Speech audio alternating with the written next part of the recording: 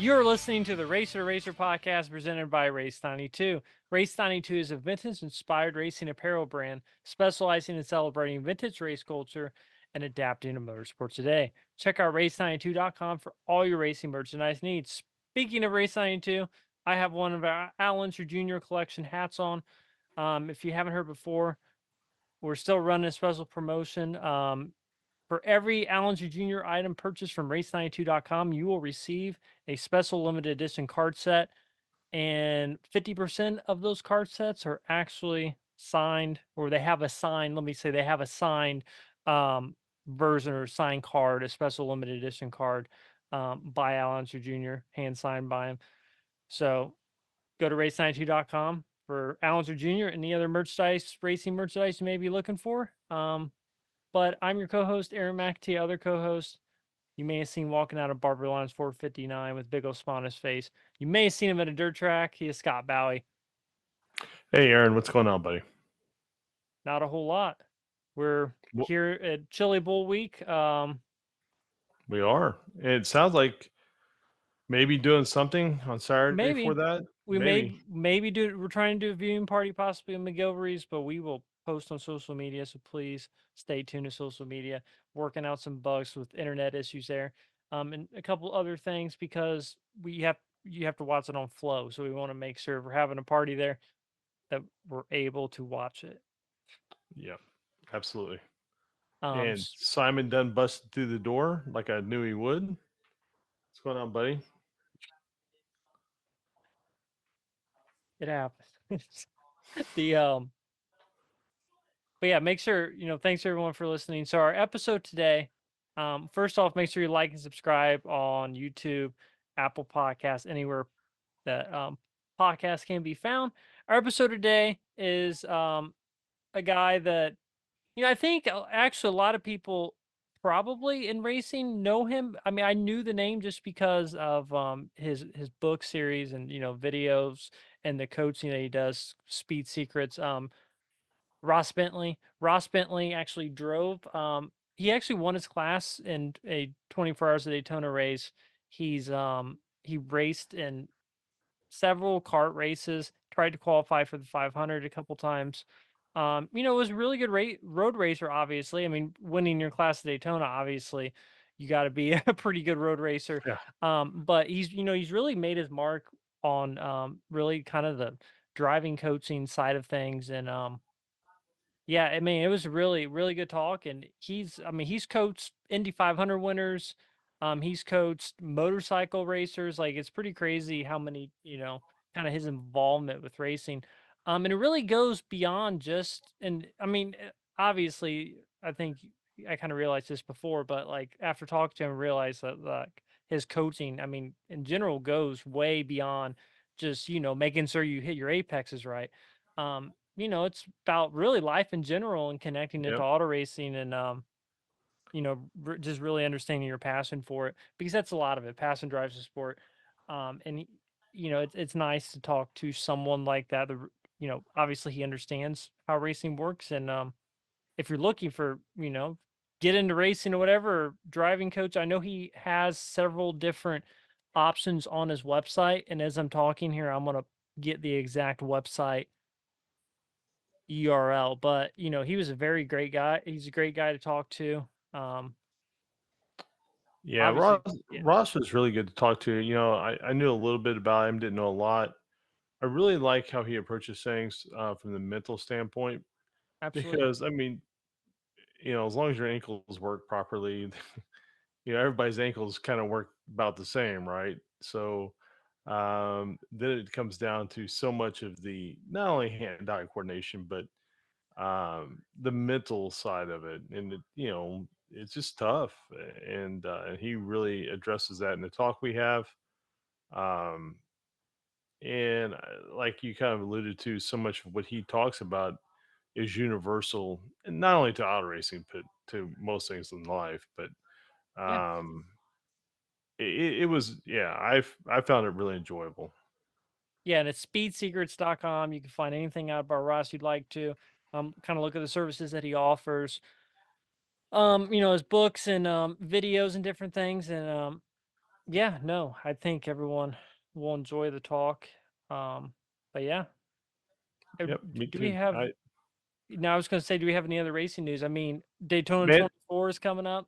Daytona 24 is coming up. I Rock is back.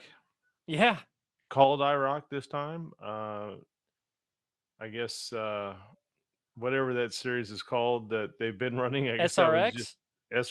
SRX was just a starter series to a new IROC series. Yeah, I have Well, no the idea. question is Tony Stewart involved in IROC?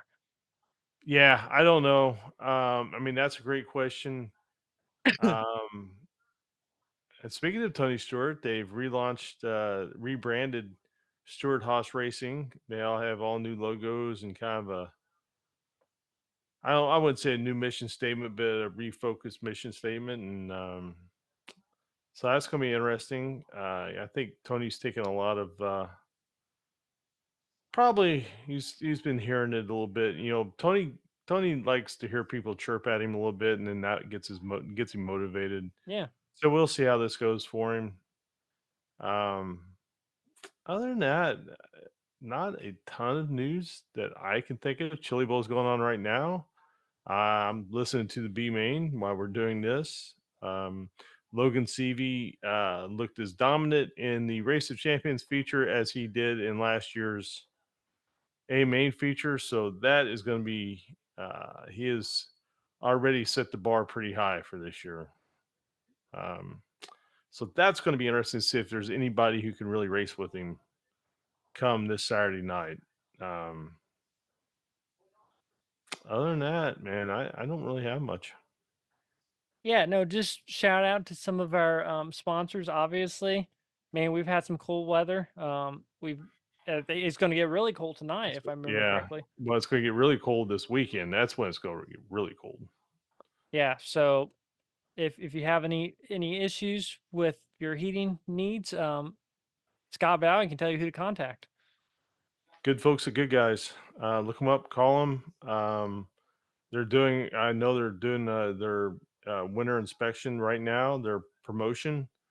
Um, I don't know quite what the dollar amount is. It's less than $100. So for them to come out and inspect your furnace and make sure it's ready to go. Um, yeah, but those guys are lifesavers. Like truly, I mean, it's one thing to be super hot in the summer. You can get fans in that. Boy, in the wintertime, when that main heater goes out, it's cold. Yeah, definitely. And then got to give a shout out to Fast Times Indoor Karting. Yep. We haven't done a Pro versus Joe's video, and it's been Antron was the last one, so a couple months ago. There's still one actually I need to edit and release. But and I kind of mentioned this in the last video. We will be doing and I will be announcing it this week. I believe we will be doing a Pro Am endurance charity karting race at Fast Times on Saturday, February 24th. I don't know the exact time. I think it's going to be like 10 a.m., but we will finalize all that and it will be posted. I am happy to announce we will have a sponsor be a part of it. Yep. As far as I can tell, we're working on some details there, but they have committed at this point, and that is Bailey and Wood mortgage lender. I'm sorry, Bailey and Wood mortgage lender. Martin Hawkins. If you're looking to buy a house, which I have kind of looked at a little bit, so I have actually spoken to them. Definitely any kind of financing, they could definitely help you out with buying a house. I actually met them through Tice Carlson, who's also he's a realtor and happened to have driven in some race called the Indianapolis 500 a couple times, and Yeah. we've had him on the podcast. Great guy. But yeah, so thanks to them, we're making this a charity thing, and I think how we're going to do it is people will pay entry fee, and that fee will go to Fast Times, and that will cover their costs as far as the workers and gas and all of that. I was going to say tires, but I think those tires. I mean, eventually, yeah. I mean, it goes to tires. You know how much tires cost. Yeah. No, it goes to wear and tear for sure. Goes to wear and tear, yeah. And the money that the sponsor is able to raise is actually going to basically be the charitable money that will go in a purse, as far as I know, in which the winning team will donate that money to a charity of their choice. So that's kind of Yeah. how we have it set up now, or at least our thoughts with that. And it's going to be 8 teams, 8 pro drivers, and 3 amateur drivers per team. So I think it'll be good. They do regular endurance races, 3 people per team, and they usually don't have any problems filling up. So I think the professional driver aspect will definitely get people intrigued, and we're definitely going to market it. Bailey and Wood obviously is going to market it. So yeah, Yep. Bailey and Wood, actually, if you've ever seen their commercials, Jeff Saturday is their spokesperson. Oh, I didn't realize that. Yeah, yeah. So everyone's probably seen them, but like I didn't really realize, and they're like, "Oh, Jeff Saturday." I'm like, "Oh yeah, I've seen those." Yeah, I'll have to check that out. Yeah. I didn't realize he was their spokesperson. Jeff, I don't know Jeff. Robin was friends with his wife. Um, she really liked Jeff. Jeff's a good guy, so that's good to hear. I didn't realize that. Um, yeah, so hats off to you. Aaron's put a lot of work into getting this going. There's a lot more work to be done, but he has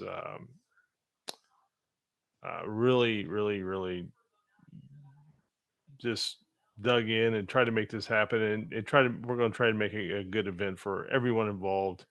So hats off to you and anybody out there who wants to do it. Please stay tuned and sign up because I think you'll have a good time.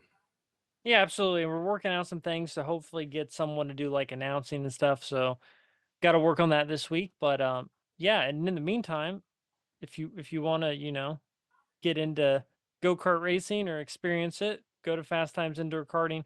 Now, I will say for the endurance race, we'll have to put a little disclaimer out there. If you've like never done go-kart racing, it's probably the endurance race probably is not the best thing for you to do. Your best bet's probably to get some experience there first, before just jumping into it, because each person will do like 2 or 3 stints possibly, Right. and they're pretty These carts are physically not, demanding. Yeah, these are not play toys. I mean, it's not like, just go out there and everybody rides around and beats on each other a little bit and have fun. I mean, these things really go, and they are physically demanding, like he said. And there's a reason why professionals do go up there in the yeah, wintertime to stay sharp.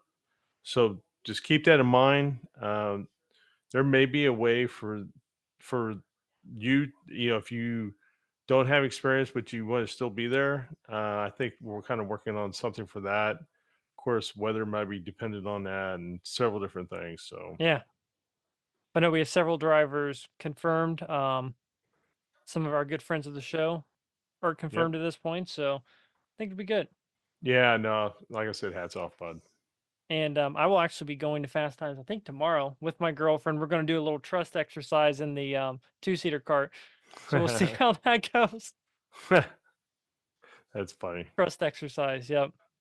But other than that, hope everyone has a great week, and stay tuned for some stuff that we talked about in the works. And yeah, I Yeah. think everyone will I enjoy Yeah, man, watching. man, if it works out this Saturday, hopefully we'll see you. And everybody have a great week. And please take care of yourself and stay warm if you're where it's cold. And if you're unable to stay warm, That's call right. good folks are Good good guys. good If folks and good you're in guys. Indianapolis, of course, Right.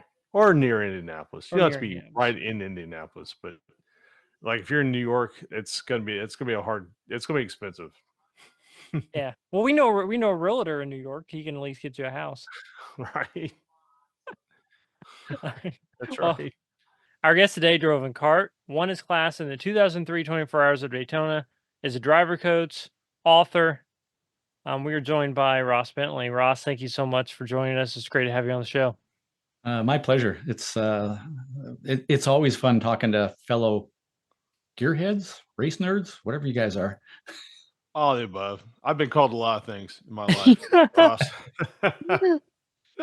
The no, it's funny. Before we were recording, we were talking about the diagram of the hairpin behind you, and it I think we need to have Ross show that to my girlfriend, Scott, and tell her how to actually go through a hairpin because there's a local go-kart place in Indy, and we went there, and she made the mistake that a lot of people probably do with hairpins before the race even started. So it just made me think of that.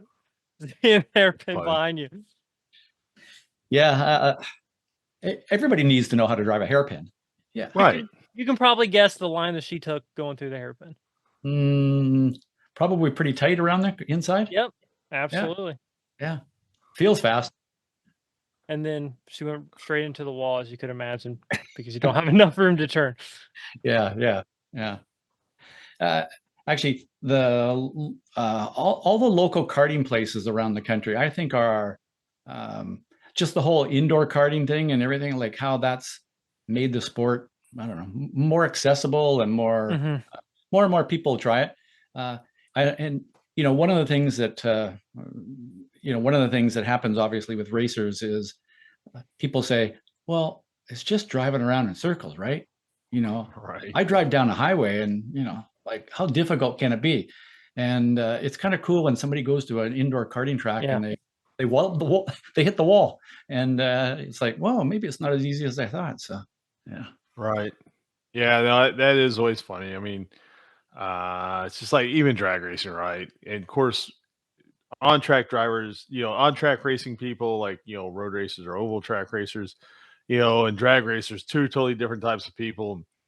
And everybody's like, drag racing, wow, what's the big deal? It is. I mean, once you get through all the jokes and the good fellow poking back and forth, it depends on what you got. It's all the reaction time. It's the technology in drag racing is insane. Yeah. And once you get to the big classes, I mean, all that horsepower. Wow.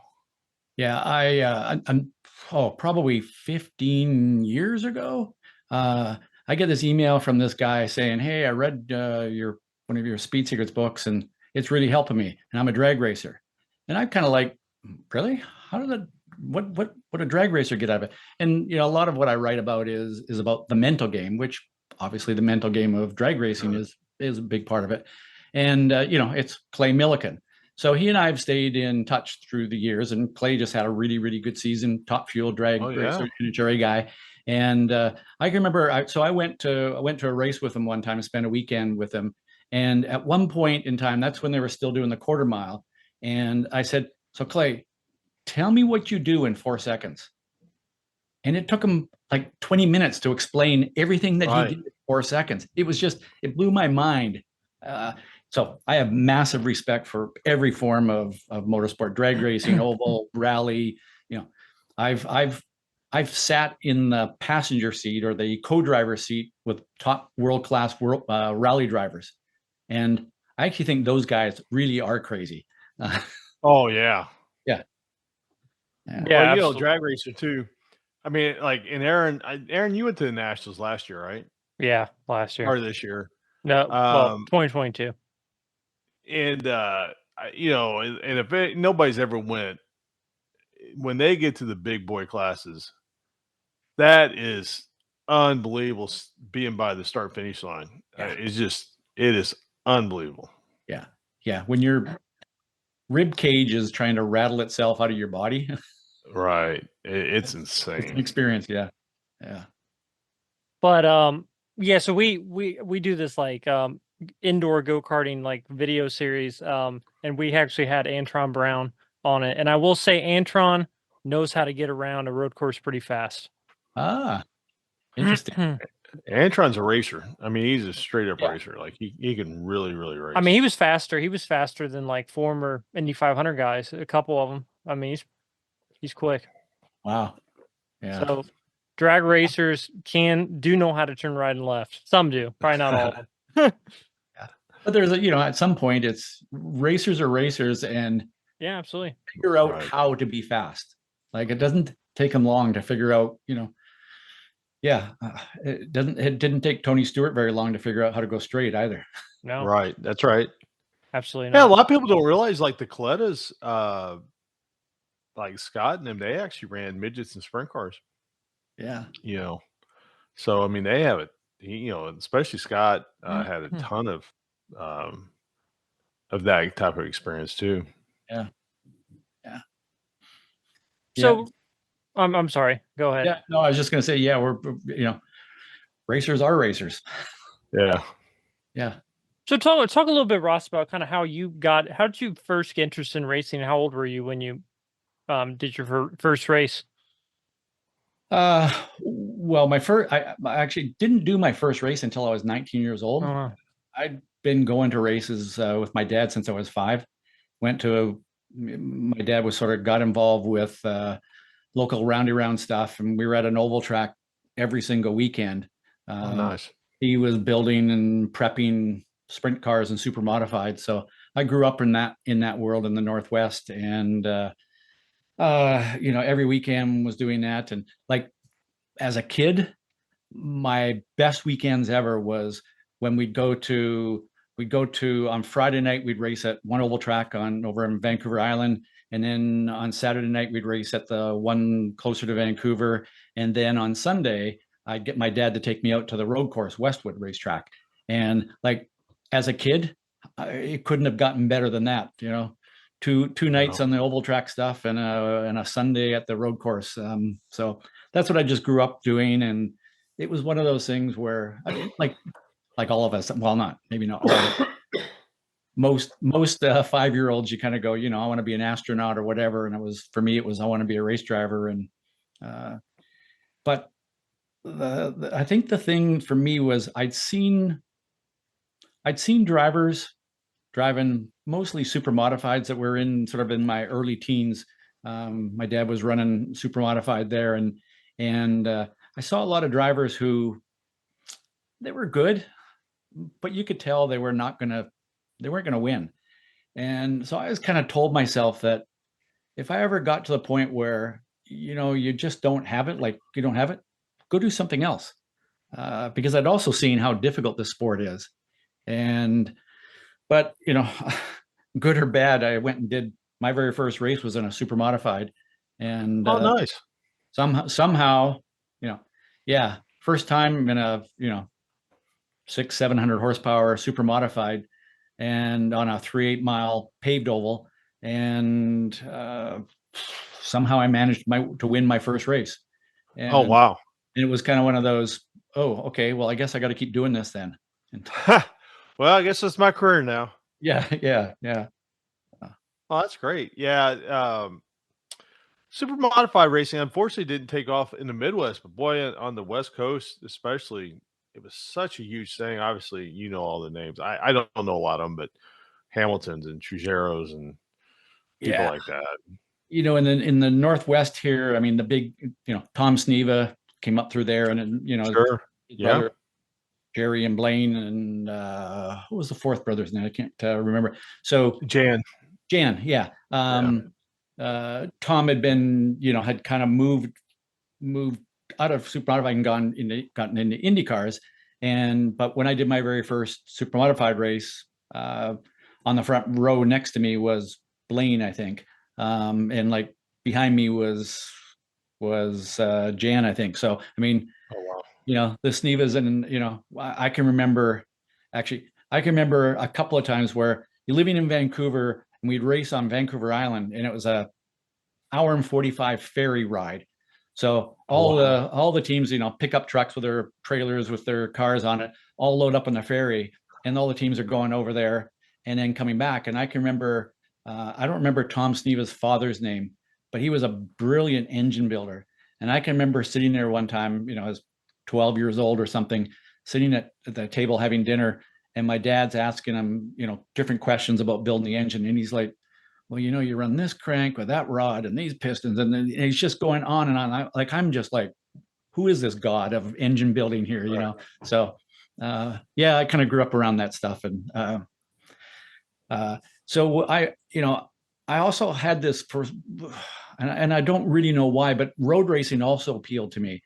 And I was reading road and track magazines as a kid, and reading about guys like Jimmy Clark and Lotuses, and the Ford GTs at Le Mans, all that kind of stuff that happened way back when, and that appealed to me as well. And so I was kind of torn between this whole road racing thing and oval racing. And it was easier for me after doing a season of super modifieds where we ran out of money, like everybody does. Uh, I started road racing, and it always bothered me when some road racer would go, "Oh, guys that drive an oval, they just turn left. How difficult can that be?" And I'm like, "Well, let me tell you how difficult that can be." Yeah. Right. And then I've been around or oval racers that go, road racing, like those guys don't know how to pass or set up a pass or anything. It's like, well, actually, let me tell you about that as well. So, yeah, again, I love every form of motorsport, and fortunately, I had a chance to poke around at a lot of it. So, Yeah, it's funny you were talking about the Snevas because Tom and Jerry both drove rear engine sprint cars that my dad worked on.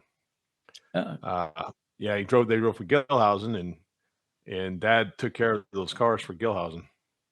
I can remember the very first race that the Snevas showed up with the rear engine super modified, and everybody was Okay. like, "You can't do that," like Right. I've been done before, and yeah, so it was, yeah. Man, you say that, and I'm like, it kind of takes me back. I'm sitting in the stands as I can't remember, 12 or 14 years old or something like that, and I can remember sitting in the grandstands, and like I I can almost still smell the alcohol in the air, and Right. and that's not from the spectators, by the way. Right. Sorry.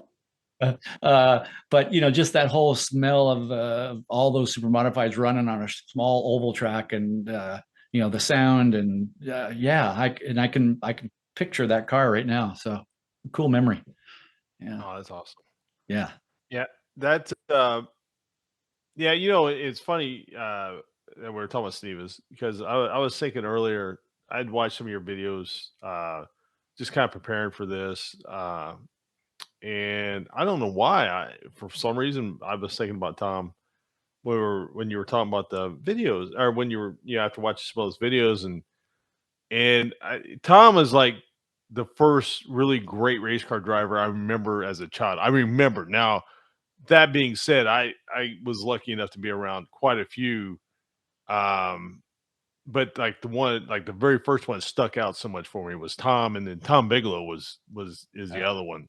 yeah, But yeah, and I don't know why, but it's so weird that we're talking about Tom now because you're after watching your videos, I was thinking about him earlier. yeah, yeah, yeah. One thing I'll say about this sport is, in some ways, how small it is. Yes, You know, very, very, very small. the people that you meet, and the other part, I guess, is just how cool, interesting, fascinating, just amazing people that are in the sport at, Yes. at every level. And yeah, it's just some of the most amazing people, I think anybody could ever meet are in this sport. Yeah. Well, Aaron, I think Aaron definitely Aaron's actually probably met way more people like just via the way he does things versus how I do things in the sport than I have. But for me personally, I mean, it is amazing to think of you meet in auto racing draws a lot of different types of people, right? I mean it for most walks of life, but it usually draws like the really interesting ones from that walk of life. Yeah. And it is crazy too. Like especially what you've done so much more road racing, and that attracts so many more people who are uh, really good business owners or CEOs or it just kind of for whatever reason that they're drawn to that a lot of that the road racing aspect type of lifestyle. And then like I've been around a lot of like small business guys, so many self starter type people. And then I know Aaron, we've talked about you know, just like people think, like people, if you heard their name somewhere else, it'd be a really big deal. But I mean, they're literally just, I mean, I guess that's the crazy thing about it is you find out really early that everybody's just a regular person. Whether Yeah. you think they have a name, sorry, whether you think they have a name or not. I mean, like, you know, I'm saying, like, people think their name really means something. Actually, they're just a person with problems and issues and Yep. thoughts and feelings, just like everybody else. Yeah. Yeah.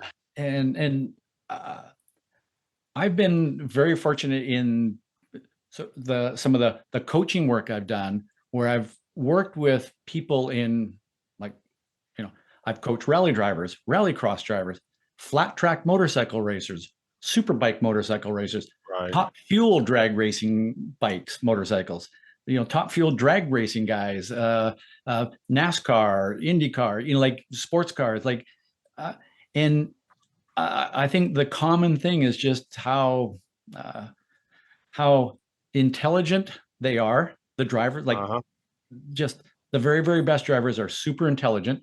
And the people that watch the sport are just incredibly interesting. I got to tell this one quick story where I'd been invited to go to Le Mans in France to drive in a historic race. So I'm at Le Mans. It's this historic race that it's probably the biggest historic car race in the world. And the cars that are there are, like, at any moment in time, you sort of look at the grid and you go, okay, there's at least a dozen cars here that are worth over $5 million a piece. Right. And they're going to go out and race wheel to wheel.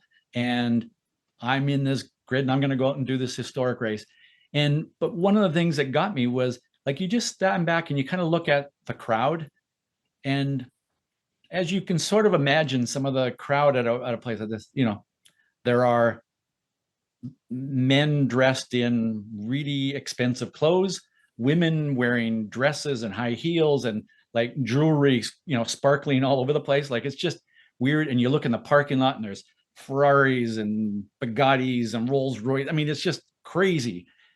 The following weekend, I went to Nashville to work with a driver that was coaching in the NASCAR Truck Series. And the culture shock of going from Le Mans, that crowd, to Nashville Craftsman Truck Race, and the crowd, how different that was. And then the following weekend, I was out at Sonoma for the IndyCar race. And, one of the big things I looked at was, again, the parking lot at Le Mans was all these super high-end expensive cars. I go to the Nashville truck race and there's a lot of pickup trucks in the parking lot. And then I go to Sonoma for the IndyCar race and get, all it is rental cars. Like, everybody's come there and are flown in and they're in a rental car, it seems like. So it's fascinating to look at the crowds at all these different events. And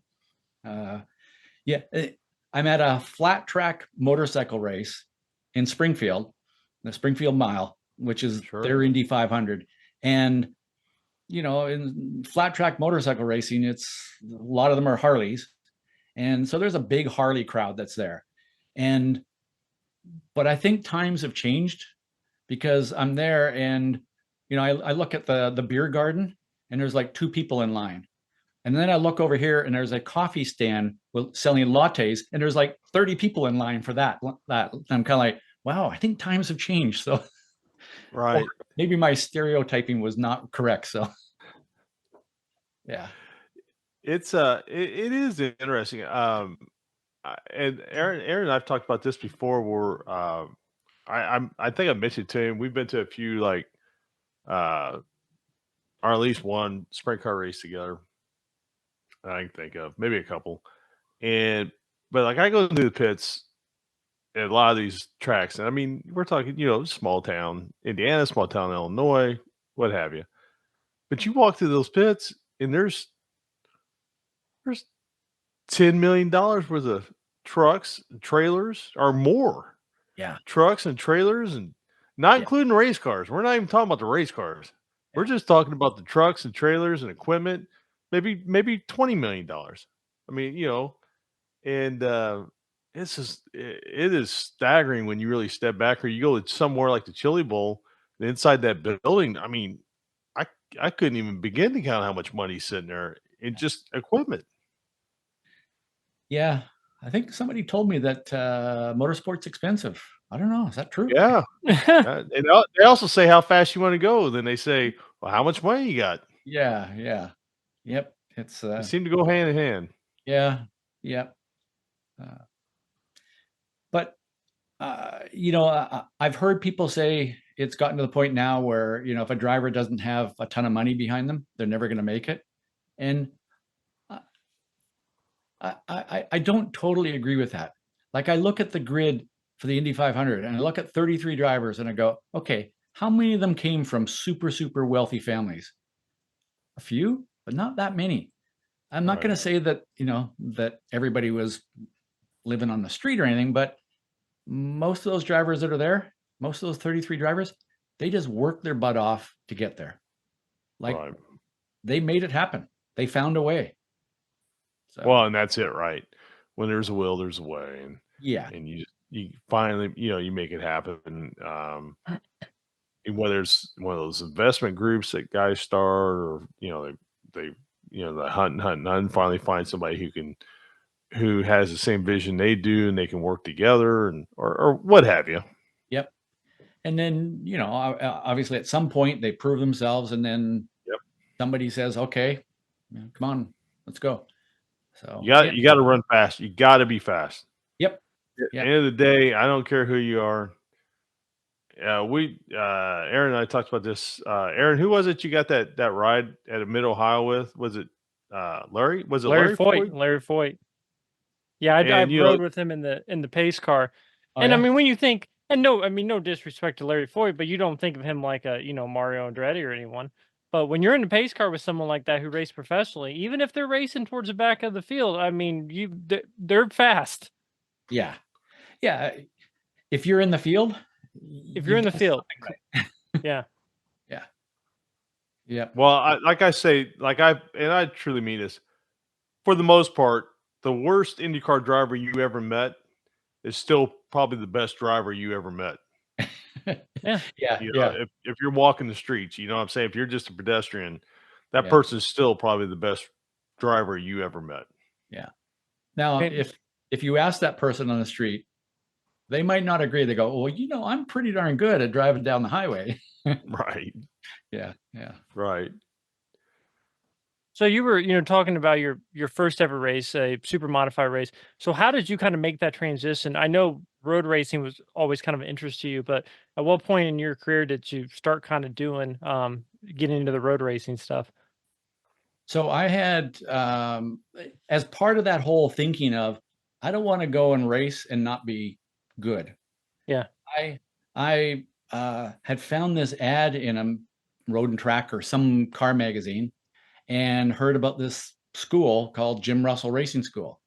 So I drove down to California, did a racing school there, and then came home. And it was actually good and bad news is that the guy that owned the super modified that my dad was looking after, he got sick. His kidneys failed, and the doctor said, you can't race anymore. So he turns to me and says, well, you just went to a racing school, you drive this thing. So that's how I ended up driving the super modified.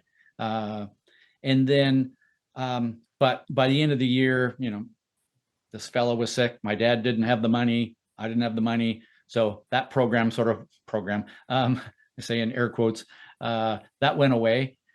And so I just started poking around, and I found a guy that was selling his Formula Ford, so road racing car, and I ended up buying it. So I bought it and started racing at the local road racing course track, Westwood, and so did that for 2 seasons, won a bunch of stuff. A guy that had a Formula Atlantic car said, come and drive my Formula Atlantic car. And, you know, the thing that I've only ever owned one race car in my life, and that was that first Formula Ford. Every other car I've driven since has been somebody else's car. So, yeah. And actually, to be perfectly honest, I didn't own that Formula Ford. The bank did. I had gone to the bank and convinced them to give me a car loan to buy a Ford, a very special Ford that comes from England. and they gave me a loan, and I bought this race car. If only they'd known. Yeah. And then raced it for 2 years, and I think I sold it for what I paid for it. So got lucky on that one. So I like it. I like it. So your your first your first kart race was actually at Vancouver, correct? Yep, In yep. 90. And what was that team? Team car. Yeah. Roman Kunzma. Yeah. And Keith Layton. Yeah. They ran a few races. I can't remember. So, one of those extremely low budget things. Extremely. But kind of got my foot in the door, and then everything I did after that was with Dale Coyne, who I have immense respect for, and still Dale helped a lot, like he's done for a lot of drivers. But it was one of those. My whole IndyCar stuff was, you're constantly trying to find enough money to get to the next thing, and then you're hoping that that's going to get you, that's going to lead to something better. And after 4 years of kind of banging my head against the wall and it not leading to something better, out of the blue, I get a phone call from a team that's racing in IMSA, a prototype car, and they said, "Would you come and test our car?" So I went and tested it, and they, at the end of the day, said, "We want to offer you a contract to drive for us next year."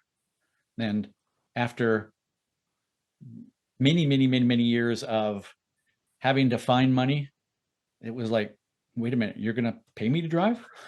Whoa, this is cool.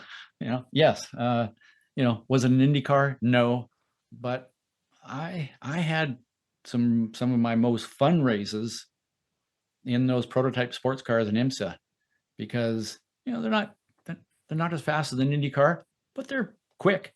Mm-hmm. And the drivers at the front are really good, and the racing was really close, and I didn't have the stress and the worry of, oh man, if I touch another car, I'm done for the season, or and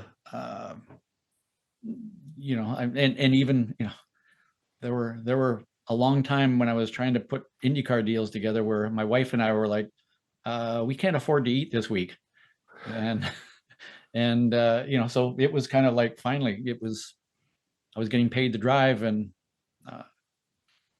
getting a chance to win and all that kind of stuff. So yeah, that worked. It, in fact, in a way, that ended up working out really well. And the strange thing is that wherever you go, having driven an IndyCar, somehow people in the sport go, "Oh, IndyCar driver." Like, yeah, okay, I drove an IndyCar, drove a underfunded, low budget, uncompetitive IndyCar. But I will say that, when I went and moved into IMSA, what I had learned in IndyCar gave me a big advantage right away. So it was, even driving a uncompetitive IndyCar was good. What kind of car was it? What'd they have?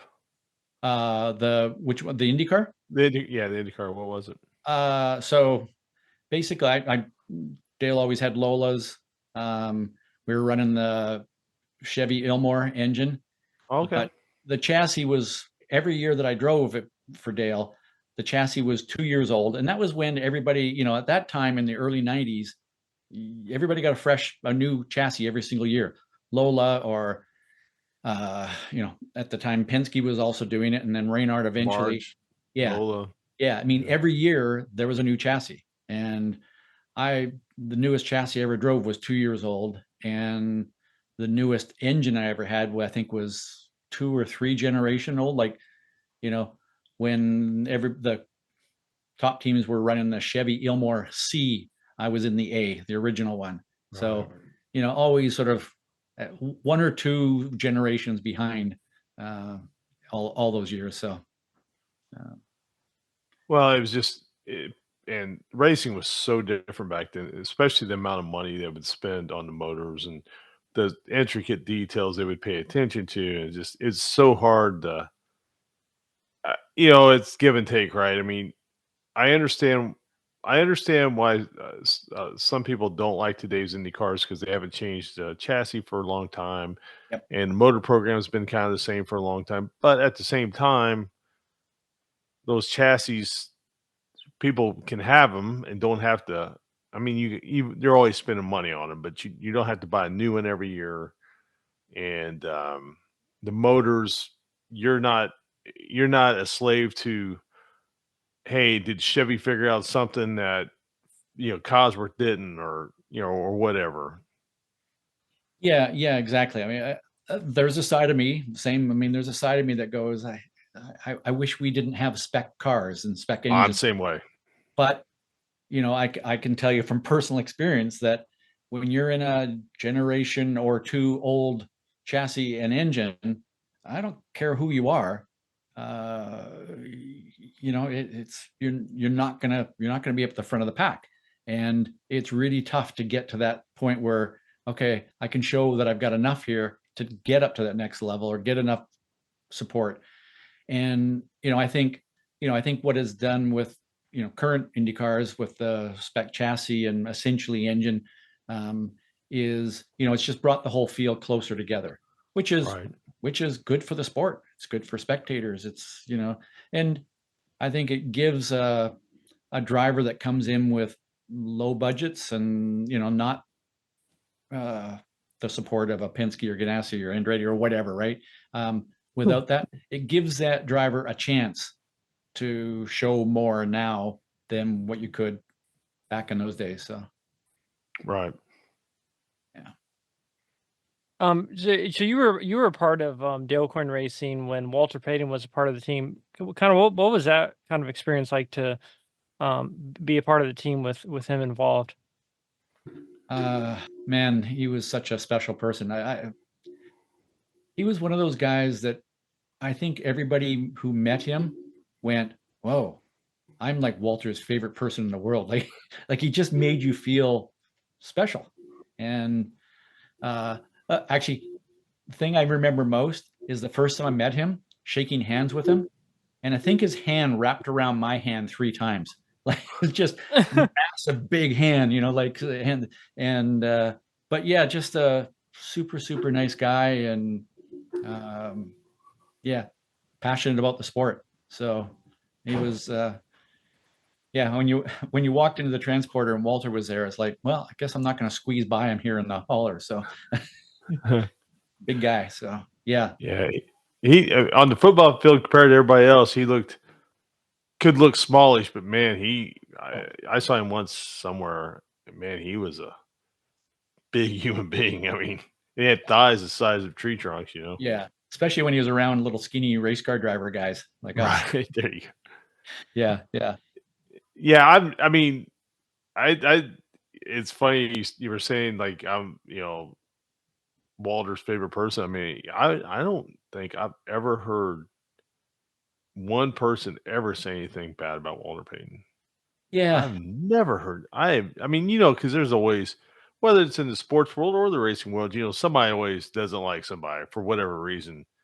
And I have never ever once heard anything bad about Walter Payton. And I mean, I would say that actually he was beloved by everybody that met him. yeah, You know, yeah. And as you say that, I think about other uh, sports people, athletes that are like that. And the first guy that comes to mind like that is Rick Mears. yeah, Like maybe there's somebody in the world that didn't like Rick Mears, but I don't know who that is. And he was just, I think, I don't remember Rick ever saying anything bad about anybody either. Like a lot of drivers, even in the heat of the moment, sometimes they'll get out of the car and they'll rant up, and I don't think I ever heard Rick say anything bad about anybody. And again, maybe he did, but I never heard it. And I just think he's one of the classiest Yeah, just classy guy who, also, as far as I'm concerned, one of the absolute best. Yeah. Yeah, absolutely. And people today can only look at the stats, but you go back and watch what he did, and and we talked about on this show before, and I think it was Little Al. We were talking about, of course, it didn't involve Little Al, but we were talking about when Michael passed Rick, and I really thought the race was over. I was just thinking the same moment. Yeah. Yes. And when Rick did the same exact move back to him, I mean, I don't care who you are, that had to be that had to destroy Michael inside. It was kind of like, okay, kid, let me show you what. Right. How to do. Yeah. I mean, it's probably it is in my mind, maybe it's because I was young, but in my mind, it's one of the absolute most demonstrative shows of power I ever saw at the Indianapolis Motor Speedway. Yeah. Yeah. And so when I went and did my rookie test, Rick was there, and he took me for a ride around in the pace car for a bunch of laps, and we just drove around the track with him driving and him saying, look for the windsock in turn 3. That's going to tell you what the car is going to like. I'm riding around going, how cool is this? I'm getting a little lesson here from Rick Mears. Right. Yeah. And people forget too that crash he had at Santa Air. Yeah. How really devastating that was to his career, and for him to still have the massive amounts of success he had afterwards. Yeah. Yeah. Yeah. Another one of those special guys. Yeah. That video of him and Jimmy Johnson going around in the pace car before Jimmy ran Indy cars, this was like a year or two. Yes. There's a video on YouTube of him telling Jimmy, "Hey, this is how I do it, and this is what I do, and this is what I do." I've always told people that's one of the most informative videos I've ever seen anybody talk about running the speedway. And that's what I remember sitting next to him hearing, like probably the same kind of stuff. I'm sure, yeah. But I didn't have a video camera. Darn. So, I mean, obviously, Ross, you had driven ovals, but when you went to Indy, like, did any of that really prepare you for Indy? I'm going to say no. Mm-hmm. In terms of prep, because I'd only done prior to going to Indy, I guess I'd done Phoenix was the only oval I'd done in an Indy car before the Speedway. I'd done one or two ovals in a Formula Atlantic car on like a 1/2 to 3/4 mile track, so nothing like a Speedway, right? Right. So, in many ways, no, it didn't prepare me for it. But, the great thing about the Speedway and the 500 and all that kind of stuff, maybe even more then, I don't know. But because you had so much practice time, it did give you a chance to kind of work your way into it. Now, sure.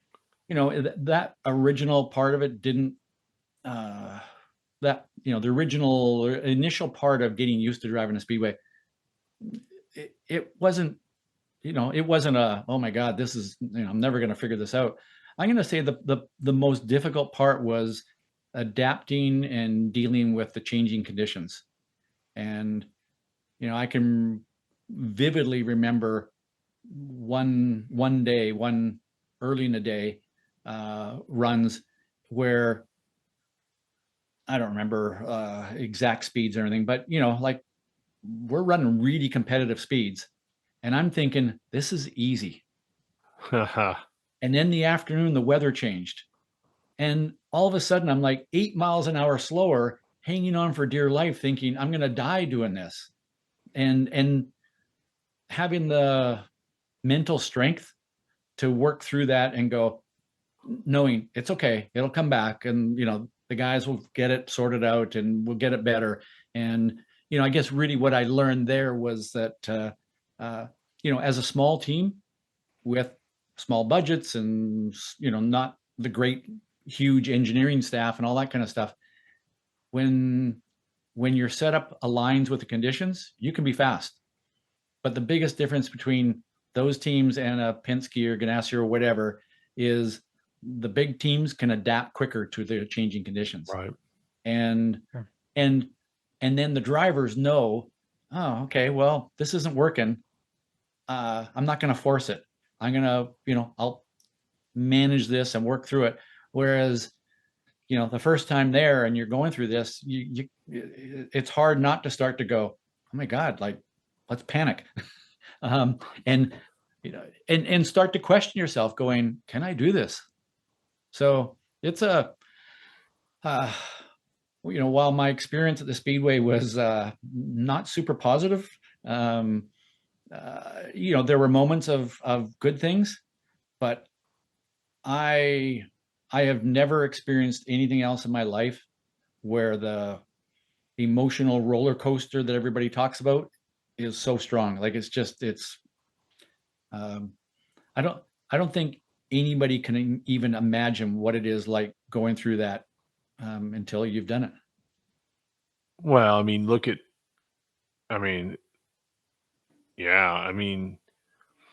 it's not the full month program obviously anymore. So, getting a month dose of that is a unbelievable thing to watch others go through.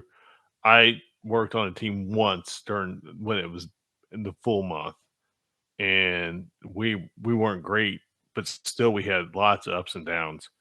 And I know for someone like my dad, who when he went there earlier, and he was the motor builder and chief mechanic, and they'd break in motors, and he'd have to stay all night and rebuild them, and he was going days without sleep, and they made the show. My dad, who does not show much emotion, was pretty emotional when they made the show. And but you look at the greatest names, some of the greatest names of the sport have watched the gun go off and know they are looking from the outside in. Yeah.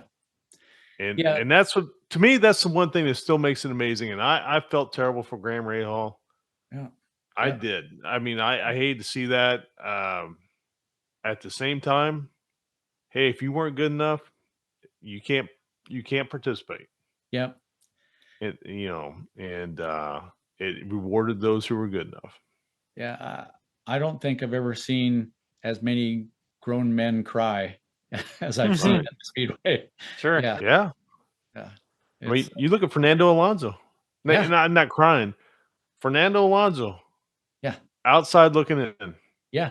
And after was one of the greatest rookie runs. Yeah.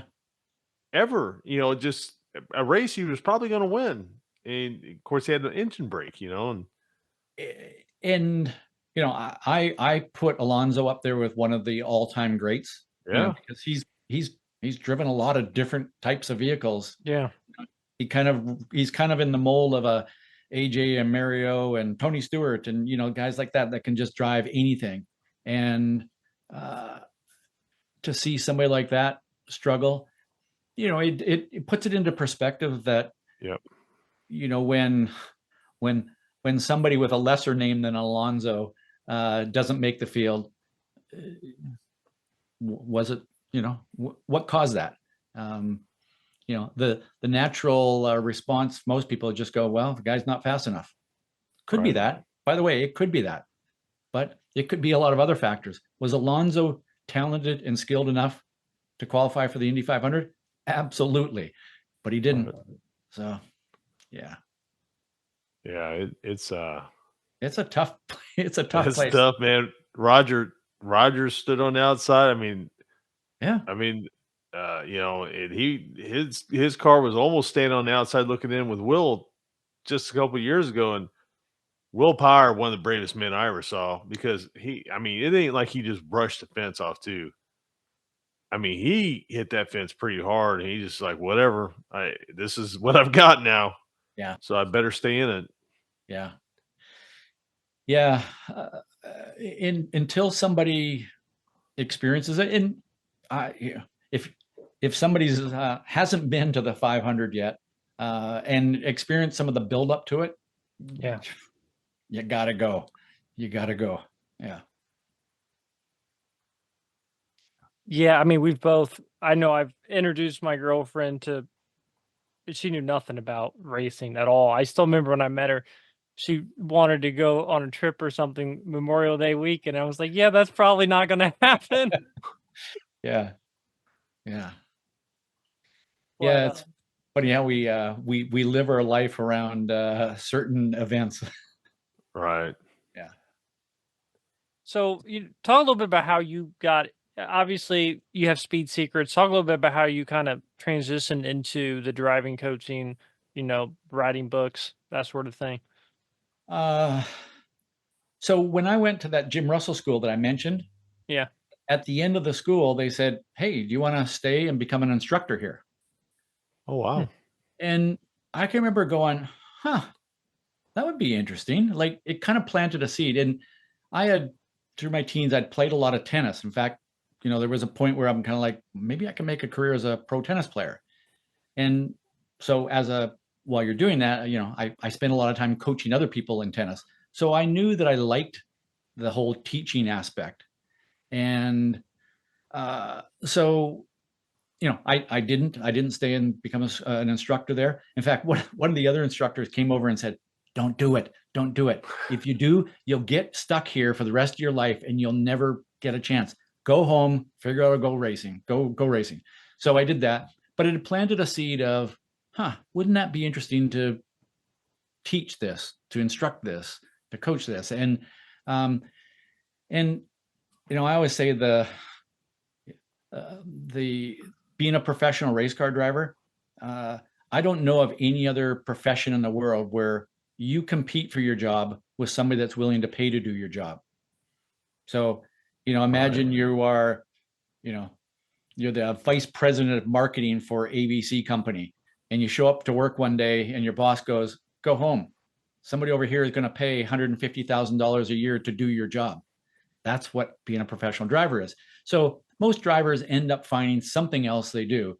And my something else was instructing people in high performance driving, race driving, anything like that. And I just, I, I, I love that as much as I do driving. And I've gone through periods of time where, for sure, I mean, given a choice, drive a race car or go coaching somebody, I'm driving a race car. But there was a point in time where that started to shift.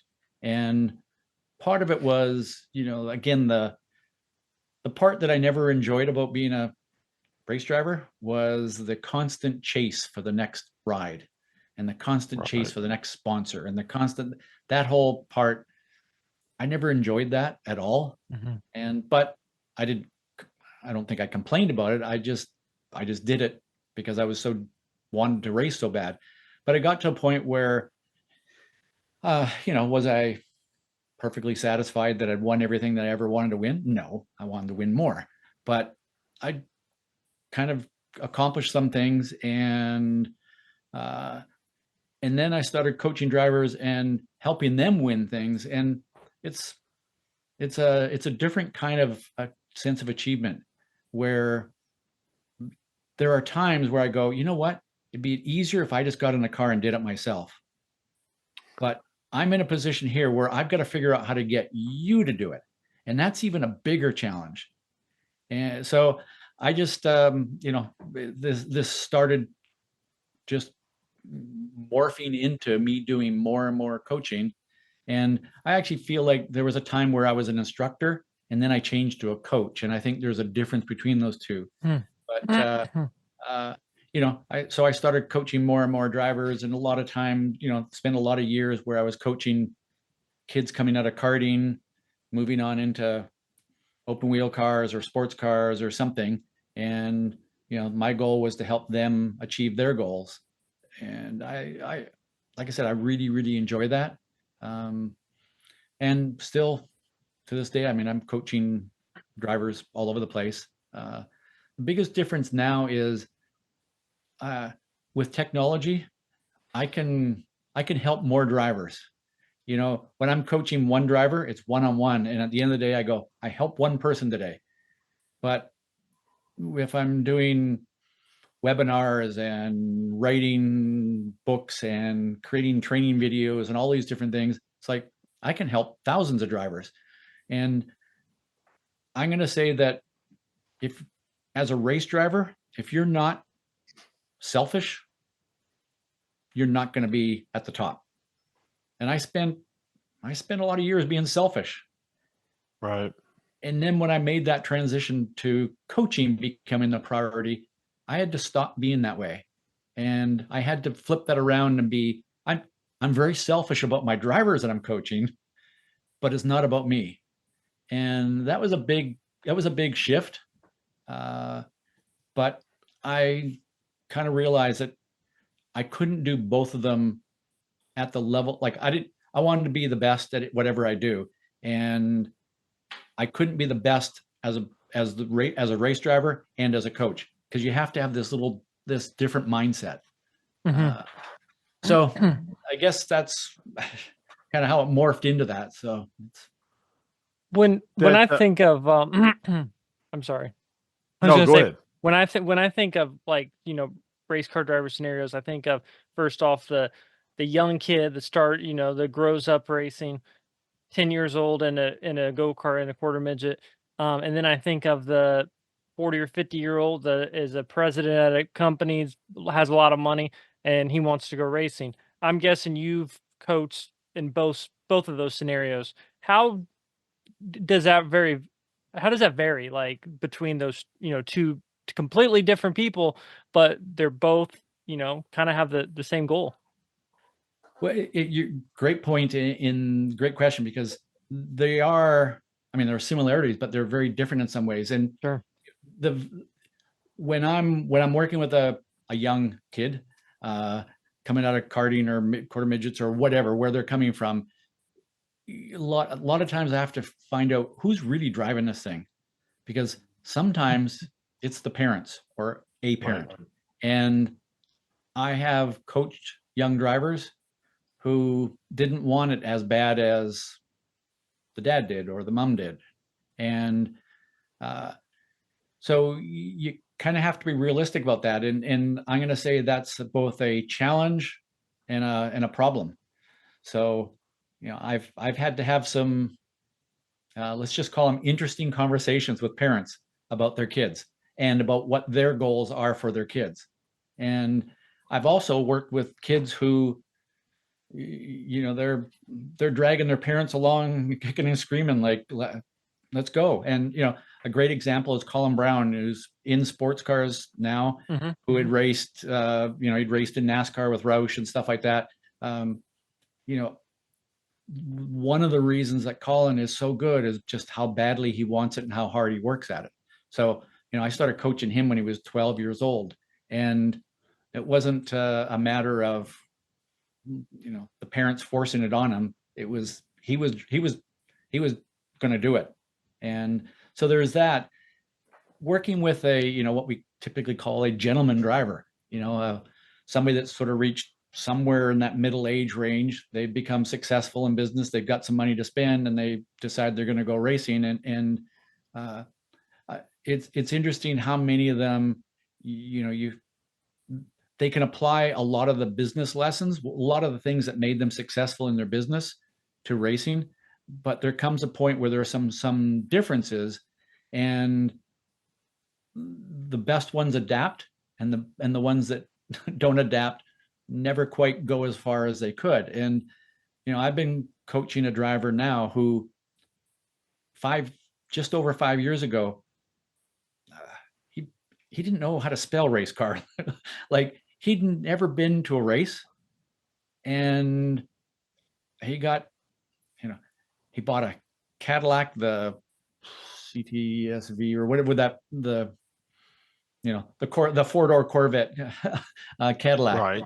And they gave him some little driving course, and he took that and went, man, I want to do this. And I started coaching him, his very first day ever driving on a track, and have worked with him for the past 5 years. And this guy is super driven. he works harder than most kids coming out from karting or quarter midgets or whatever, right? And he's put the effort in. He's smart. He does all the stuff that we talk about, whether get him to do, and he's accomplished more in 5 years than most people ever do. Like a year and a half ago, he won Le Mans, and at Le Mans, the amateur driver, the gentleman driver in a 3-driver team, that driver makes a huge difference. And the reason the team we won is because he did a better job. He basically beat all the other gentleman drivers, and then the 2 pro drivers just had to hang in there and finish it up. And so I have to say, one of the other great moments in my life is standing in pit lane with what seems like, well, it's at least tens of thousands of people at Le Mans, and looking up that big, huge podium that's way up in the air and seeing my gentleman driver standing in the middle of the podium spraying champagne. That was a really cool experience. Yeah. Yeah, that's awesome. I mean, I imagine I've worked with some drivers. Not that I was ever a driver, but I've been around sprint cars, midgets enough. I can help with some things. Yeah. And yeah, it's a good feeling when they win and run well. I always like it. I always like to work with people who are really raw, and I like to get them to a point where they can then figure it out on their own, or they can work with someone else. Because there's a lot of the finer points I'm just not going to know since I never drove. But I know enough about the cars. I know enough about a lot of the stuff to be able to really say, hey, you might want to try this, you might want to do this, that sort of thing, and it's a good feeling. It's wonderful. One of the other great coaching moments was I was at Le Mans coaching, and one of the drivers is an actor who's been involved with sports car racing, and apparently he's one of the sexiest people in the world. Right. So you can probably they keep voting him that way, right? There's a vote every few years. And yeah, something like that. And so I'm there coaching with him and the other 2 drivers, and I can't remember exactly what time it was, but it was something like 5 o'clock in the morning or 9 o'clock in the morning in France, and my phone rings and I look at it and it's Colin Brown, and I answer it, and Colin has just won the NASCAR truck race at Michigan. Oh wow! And he's like, yes, first NASCAR win, and I'm like, oh, that feels great. And then hours later, I get a phone call, and it's Joe Kopp, the flat track motorcycle racer that I've been coaching, doing mental training work with, and he's just won the Springfield Mile. And I was like, that's a good weekend. That is a good weekend. Yeah. So it also has to feel good too, because your reach is out in so many different areas too, right? Yeah, and I've told that story, but then there have been times when I'm at a local club race or a track day event where there's a bunch of people that have driven their Mustangs and BMWs and Porsches out to the track on the weekend, and I'm out there helping them, and I'm doing like a little chalk talk for them, and somebody goes out and they come back and they go, well, I just knocked 3 seconds off my best lap time. Right. That feels really good too. It's the same kind of thing. So once I turn my brain from the selfish, I need to do everything I can to get to the next race and win that next race, to it's all about helping as many drivers as I can. It's the reward is the same because it's all the work and the effort and everything that everybody puts into it, but it's different. And I kind of joke that the advantage is I don't get covered in champagne as a coach, and I'm not as sweaty. So let me ask you this. Be it a 10-year-old, be it a 50-year-old, what is the common, because there's got to be common threads that run through all of them. What do you find like some of the top common threads are in these people? I've thought about that, and I've been asked that question a number of times, and really what separates the best from the rest is their work ethic, how bad they want it, and how bad they want to learn and improve. Right. It's that. People go, oh, is it their reaction time? Is it their vision? Is it like some magic that they do with their fingers? Or, like, no, it's the very best. Like, an example I've used is, remember when Scott Dixon had that big crash? When was that? Oh, I remember. I And was sitting right there. upside down into the wall, and Yep. car caught fire. Yep. Apparently I physically didn't see it, but the next morning he's at Pit Fit, like Monday morning, he's at Pit Fit training. Yep. Like most drivers, even at that level, most of the drivers in the 500 probably didn't go to the gym on Monday. Scott Dixon did. Right. How many championships has he won? Well, So- you said something in one of your videos that I think is the absolute truth with everything in life. And I say this not being a high achiever myself, so I envy those who are. You said it's the extraordinary driver. Obviously, I'm paraphrasing. The extraordinary ones do the basics, roughly the basics the best. Like they're the ones who work on it and work on it and work on it, and refine it, refine it, refine it. And I like if you followed even like your example was Lewis Hamilton, but if you look at other sports like Peyton Manning or Tom Brady, if you ever watched any of their videos, like where they're really kind of following the things that you always hear them say, I want to be coached. And especially, they watch so much game film to find things that maybe others aren't seeing, which is in itself is the basics. I mean, you got to watch that game film, and it's same thing with race car drivers. By the way, they got to watch their films too, and all their data and everything.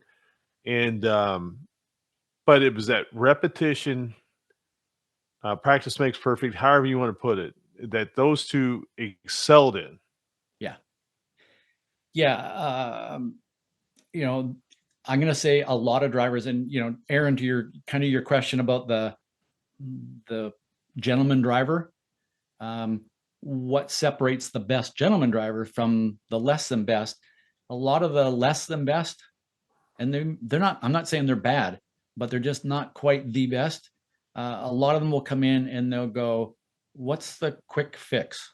Like, what's that one Yes. little thing that Lewis Hamilton or Scott Dixon or whoever it is, what is it that they do? Because I'm going to do that, and then I'll be really good." And that's my point is the best just do the basics better than everybody else.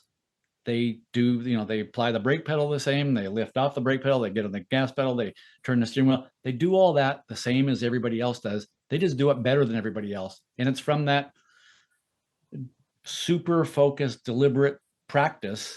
And, as a coach, that's my job, is to help people practice better, to learn more in less amount of time. And that's what makes those guys good. I mean,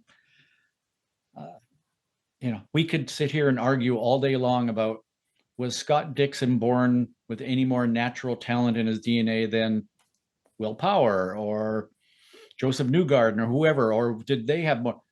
We don't know. What we do know is what they've done with it ever since. And all of those guys have worked so hard at being as good as they are. I think that's probably the single biggest misunderstanding about the sport is I think people think that the best race drivers, they show up on Sunday, they drive a race, and then they go to the beach and they go to parties and everything all week long and do nothing else. But that's about the furthest from the truth. Yeah, I mean that your board behind you that we were talking about before we started. We talk about Kyle Larson quite a bit on this show with people and just in general. And I've seen in the past and I've read things where he used to, I don't know if he still does or not. Like he'd go to like a new racetrack, especially when he's running dirt, and he would sit down and draw a crude type of drawing behind you, and then he would sit there and try to figure out his corners and everything after then he'd go on hot lap, and then he'd go back and look at it and visually try to determine these things. And and this is something he's always done. Yeah. Yeah. Yeah. So, if somebody came along and said, I have a 5-year-old or an 8-year-old or whatever, would you work with them? And first of all, understanding who's driving the thing. But if I found out that this kid didn't have a strong work ethic, I'd probably say, okay, just understand there's going to be a limit. Unless the work ethic changes, there's going to be there's a limitation of how far they're going to go. Well, I personally think that in those situations, you start with the truth, because if you do anything just for the money, it's going to be a nightmare. Yeah. And so you start with the truth and you let them know how it is up front, especially when you start dealing with younger kids and parents who are in behind the scenes. And then you're just always honest and saying, this is what I see, this is what I don't see. And so many times, a lot of times the parents, if they don't see the magic that they're hoping to purchase, they move on down the road and they'll find the next guru or whatever. And that's fine. I mean, that's absolutely their prerogative. But I think, because there's a lot of people on the opposite side of that. He wants to sell you, they promise you the world because they just want the money. And me personally, I can't do that to someone, and I can't do it to myself. I've never been very good at that. Right. I've never been very good at looking after my job security. If I had, Right. I would probably not be in motorsport. Right. Yeah, exactly. But people don't understand, I think, like you said, there's a lot easier ways to earn a lot more money. Yes. Yeah. But it's all yes, and it's also interesting how many people have taken what they've learned from motorsport, and I mean, Roger Penske is probably the most perfect example of that. So I was at Road Atlanta in October for the Petite Le Mans race. I'm sitting in the hospitality area having some lunch with a friend. Roger Penske, Tim Cindric come walking along, and they're sort of walking behind me. I don't see them, but they see the guy that I'm talking to, and they say hi to him. And I turn around, and Roger looks at me, and literally, I have met Roger Penske once in my life, pretty much. And that was like 25, 30 years ago. And he looks at me and goes, "Hey, Ross, good to see you here." I'm going, Right. how does this guy remember that? Like, how does that's one of the things that makes him so special is, I mean, how he he is somebody special. Like, how does he even remember my name? How does he even remember what I look like? Like, that's not something that normal people can do. Well, yeah, no, you're right about that. I agree. What's funny is I think it's funny, like what you said was people who come out of racing go do other things oftentimes are pretty successful in those other things if they approach it like they approach racing. On the flip side, I've seen a lot of business people who come into racing, and if they run their businesses like they run their race teams, I don't see how they have any money. So the common thing that I've seen there, yes, I agree 100% with you. Some of them come in and they're successful. Some of them come in and they're complete failures. And you know what I think the difference is that I've seen is in business, they make business decisions. When they come into the sport, they make decisions based on their passion. Emotional, yeah. It's emotional thing. It's just they get caught up in the racing drug, right? And they would not have made that decision in their regular business world, but they did here. And yeah, it's kind of sad in some ways. Yeah, I absolutely agree. It's just amazing. Yeah, like you said, to see how emotional some of these. I mean, I've seen people throw some fits, man. I just couldn't even imagine. Yeah. Excuse me 1 second. Bear with me 1 second.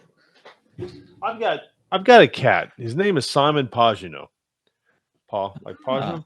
And Simon's favorite game is anytime I've got the door shut, he runs in here and blasts through the door and He's blowing it wide open here. I couldn't catch it this time. Well, I've worked with Simon before, and yeah, that doesn't surprise me. Scott Okay. also had a cat named Juan Pablo. Juan Pablo. Pablo. And Juan Pablo, and I'm not kidding. I'm not saying this for a fact. That cat and we had a business relationship only. He was, I mean, he was somewhat standoffish, but he wasn't always standoffish. And but we just pretty much just had a business relationship, and that's just how it went.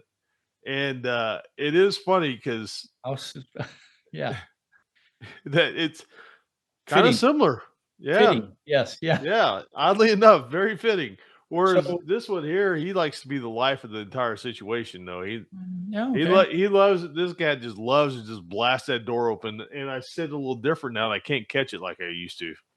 So, which came first? Knowing, well, did you get your cat and immediately name him, and then he became that way, So or yeah, no, yeah. So we immediately named, like, because we always try to find funny names for our, at least for our cats. Not really for our dogs, but for our cats. And so she had one she called Edward Scissor Claus, after after the movie.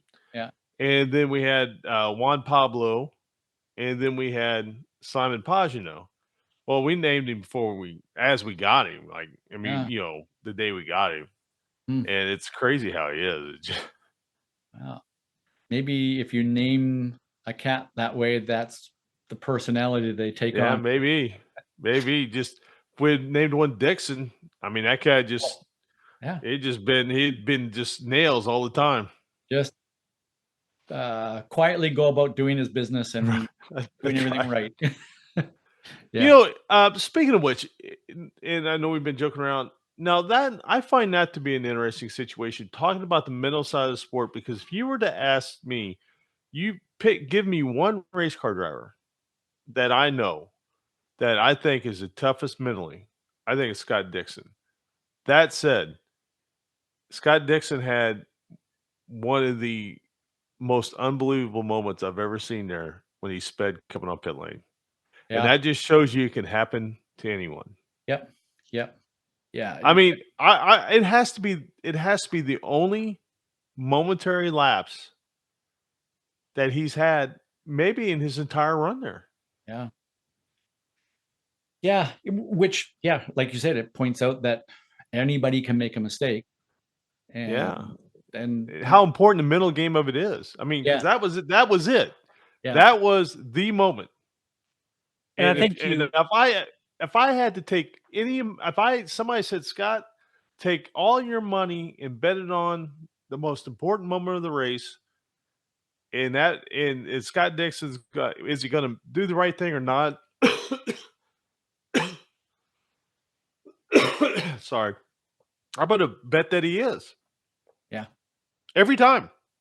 yep, there's another one of your videos, Ross, I think I watched, where you basically say, like, in order to win a race, like, you literally, like, a million different things have to go right.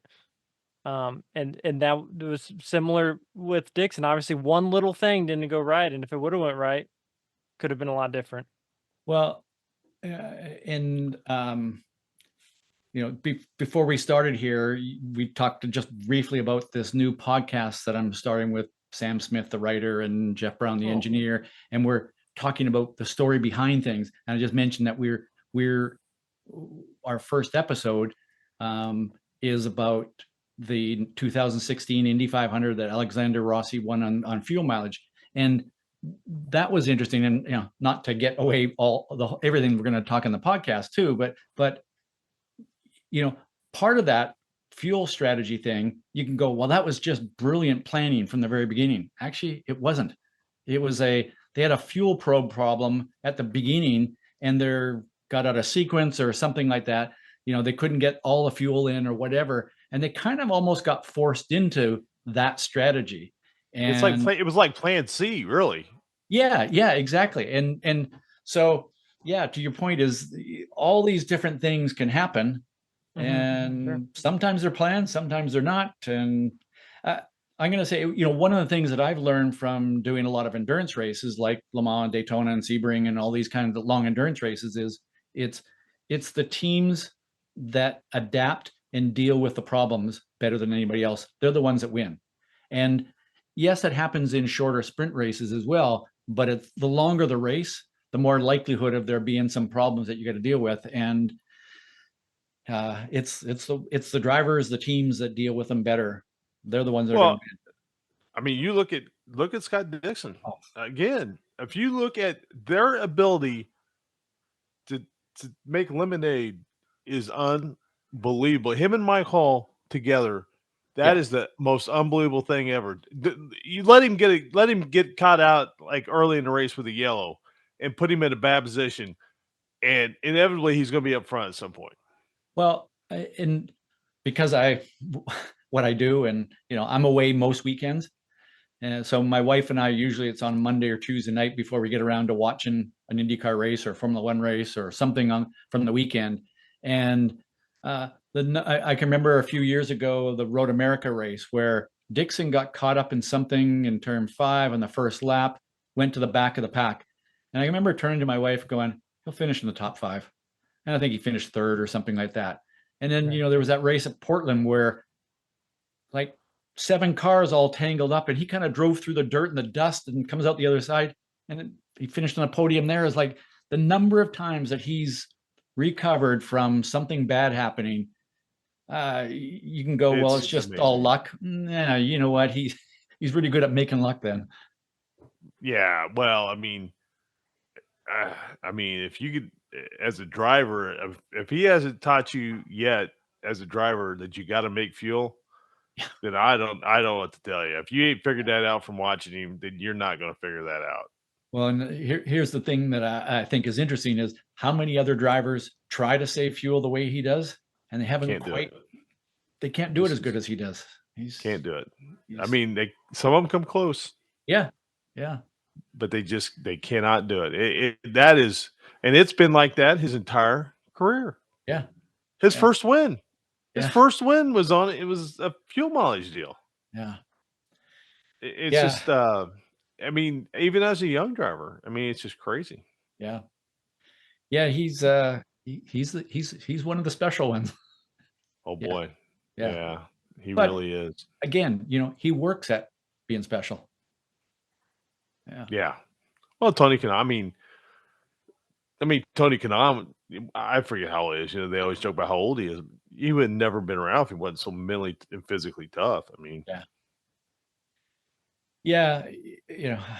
I think a lot of people just look at these drivers and think, they're just they either have it or they don't. Well, there's a lot of them that have a big chunk of it and then work harder and become the best. And there's some that have a lot, but don't work quite as hard and never quite fulfill the potential.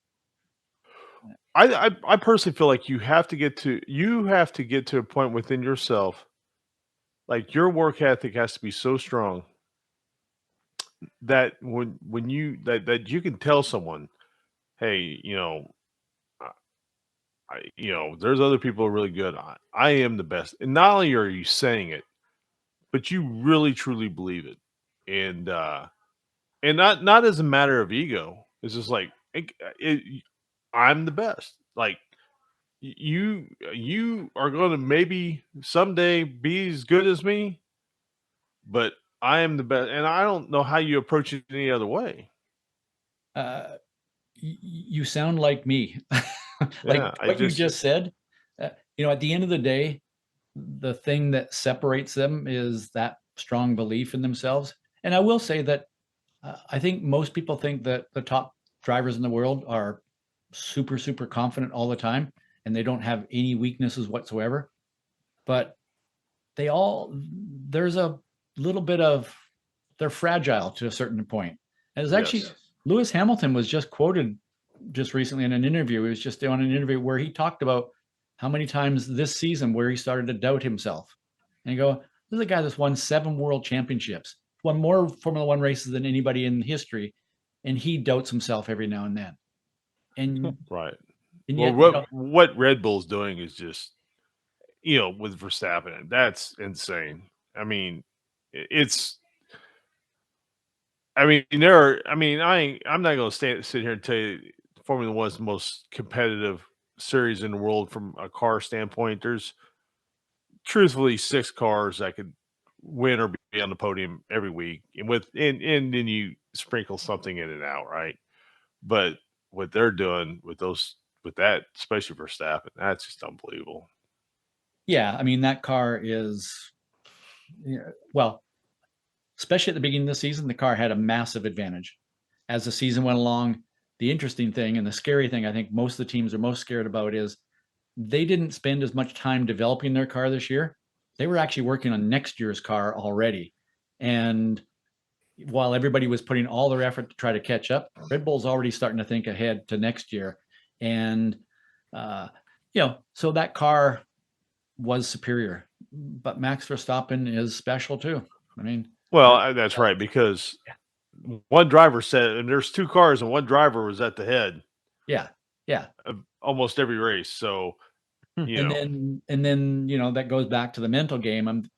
Perez has the ability to be closer to Verstappen more often than he was this year, and he proved it at times this year. He won 2 races. He beat Verstappen a couple of times, and was right there with some other races. But some other races he was totally lost. And there's a case where, some of it was his own mental game. Some of it, I'm going to say, I don't think the Red Bull team has adapted to helping a driver that's struggling a little bit. I think well, they yeah, kind of just hey, let's kind of half throw you under the bus and not support you whatsoever. And for some drivers, that's okay. For some drivers, I think they need to feel like the team is trusting them and supporting them. And I don't think that's a weakness. It's just a different personality. right. Well, I And mean, yeah. yeah, I mean, not everybody's built the same. I mean, that's just how it is. I mean, when I was back in the '90s, when Michael Andretti and Al Unser Jr. were running, I mean, those 2 guys, unbelievably great drivers. And yet, and again, this is not a weakness, one stronger than the other, but I think, when little Al was on, he couldn't be touched. I Mhm. think Michael was stronger in terms of nothing bothered him as much. I think he just kind of went along and, whatever, I'll deal with it. I think little Al was a little more up and down. And so, yeah. And I'm not saying that one's better than the other. It's just Right, they're different people. And, right. maybe kind of going back to what we talked about in the beginning was, at the end of the day, there's a human with a helmet on sitting in that car. Yeah. And, I don't care who you are. Scott Dixon made a mistake. Yeah. That's right. Some drivers That's right. every now and then You- just not quite there. Yeah. when we talk about the mental game, there's one video that's always kind of stood out for me. I don't know if you've probably seen it. It's Alexander Rossi. He's blindfolded and he visually does a lap of Long Beach, and that video is always stuck with me. It's just like, do you being doing driving coaching like you do? Is that mental? I don't know. I'm sure there's a name for it. I forget what the term was. You probably know. Is that something that Essentially, you? it's mental imagery. Okay. Typically people call it visualizing. And Right. but the difference in that video is, not only is he visually seeing the picture of what he's doing in his mind, but he's moving his hands and he's imagining the sound. And I'm not saying that, I'm not going to suggest where he learned that, but the very first time that Alexander Rossi came from a kart and got into a car, it was in my 3-day driver development camp. And we talked all about mental imagery and using it. And I don't know whether he was using it before then, but and there's not a top level driver in the world who can't close their eyes and picture driving the track. Sure. And by the way, put a stopwatch on, and they're going to be within a few tenths of a second in their mind of driving a lap of the track. And again, I'd say that that's one of the things that separates the best from the less than best, is that ability to to put that mental picture in their mind of what they're going to do. And I mentioned having coached actors, and I've coached a few actors through the years.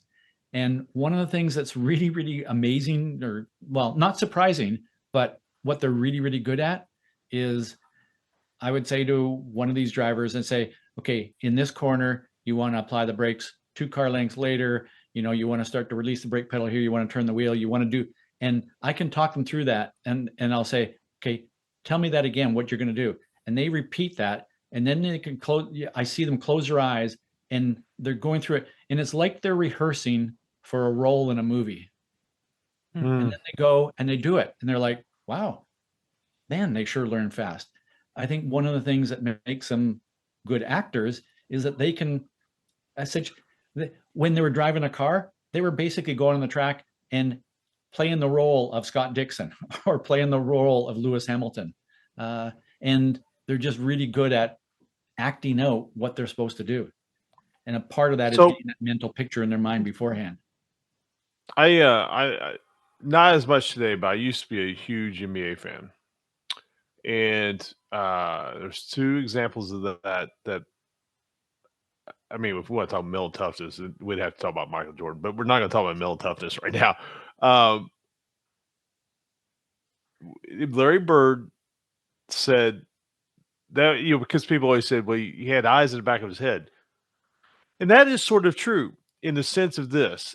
When he would get the ball, he had already looked at the court. Yeah. And he knew where everybody was. So in his mind, he already knew, and they practiced so much. Like, if I'm here, this guy's flashing here, this guy's here, and he could throw the ball without looking because that's where that guy's supposed to be. Yeah. And they had played so much, and Magic Johnson was the same way. They had played so much, and Magic Johnson used to tell the guys, hey, you better be ready to catch the ball even if you can't see my eyes. Yeah. And because guys wouldn't have their hands up, they wouldn't be ready. Yeah. And another example of kind of what we're talking about is Mark Jackson, who was a brilliant point guard, played for the Knicks, and he played for the Pacers and some other teams. Mark Jackson, they said they did a thing one time where they went to the locker room. The whole team went to the locker room. They got to stay in the locker room for just like 5 seconds, right? Whatever. And they come out, and they had the locker room already kind of set up a certain way. And they said, okay, tell us what you saw in that locker room. And he was the only guy who could tell you everything, where it was, how it was, what it was, because he had trained himself how to see things. And that's a lot like racing. You're training yourself to how to see things. Yeah. And I think about it as the best drivers are really good at pattern matching. It's the example of you're driving down the highway, and for whatever reason, you just know that red car is going to blow the stop sign and pull up in front of you. But when you were 16 years old, you didn't know that because you hadn't seen that pattern enough. And with experience, you start to develop that pattern of that car is not slowing the way it should be slowing. It's probably not going to stop. I need to start to do something. And the best drivers are really good at that same kind of thing. They go, I've seen when that car is over there and they start to cut in here, they're probably going to do this. And they, they're not reacting to things. They're anticipating what they're doing. There's a story. I think it was a video that Stingray Rob did last year talking about willpower. And this is another video that's kind of stuck with me since I've seen it. And this kind of is proof that, willpower is definitely, one of the goats as well. When we look at, Scott Dixon, willpower, Dario Franchitti. So Stingray was talking about how during the race, when willpower started doing fuel saving, he started changing his racing line. And he was just talking about, like, when we had him on the podcast, he was talking about just like how those are things like, I feel like in a way, like you can do driving coaching a lot. It's kind of like guitar, like being like a guitar teacher, like you're teaching someone how to play the guitar. Like there's certain things I feel like you can't teach. And that's probably, just things you pick up on. You can't teach the feel. Right. You can't teach the feel of it. You can give them the idea of what the feel is, but as somebody who is a very frustrated guy who's tried to play guitar for the better part of 30 years or more, uh, playing guitar is all about inside feel. Actually, I believe race car driving is about the feel. Yep. I personally, I always say that I personally feel that great race car drivers, in a way, can be great dancers. They have a rhythm. They know Well, and the two thing have is, two have almost one Dancing with the well, Stars. Did Hinchcliffe right? win? I don't know. Hinchcliffe might have won. I He don't. finished Or he I second, got I don't think. know. he got close. Yeah. Yeah, yeah, So there you go. And yeah. you know, and but it's not only your footwork, but then there's also that rhythm. Like I raced motocross a little bit as a kid. I wasn't very good at it, but you you run a place enough, you start hearing where the motor's at in song, and then you start getting an idea of where you're at on the track, and it just is this whole rhythmic thing where you're using all of your senses to do it. And so I agree that you cannot teach that feel, that awareness, that part. Mhm. As a coach, what I can do though is I can create different practice strategies and You can give them drills the Sure. keys. that when you do that enough, again, you learn that in less time. Yeah, Yeah, okay, go and race for 50 years and you're going to learn that. Yeah, that's right. okay. But if I can come up with some things, and when you talk about guitar, so I met a guy in the Seattle area. He's one of the top jazz guitarists in the world. One of the guitar companies pays him to go around the world and demo their guitars. His dad has I can't remember his first name, but it's something Roberts. And I guess Rolling Stone magazine listed him in the top 100 greatest guitarists. He's not super well known, but he's one of those session guitarists that's played with everybody. And he's got this something, his first name, Roberts Music Institute in the Seattle area.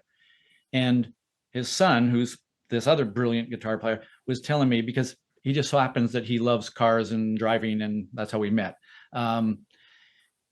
As a kid, his father would make him go into the basement, turn off all the lights, and he'd have to play the guitar in the dark Ah, so that he couldn't see, and that's he had to right. focus on the feel.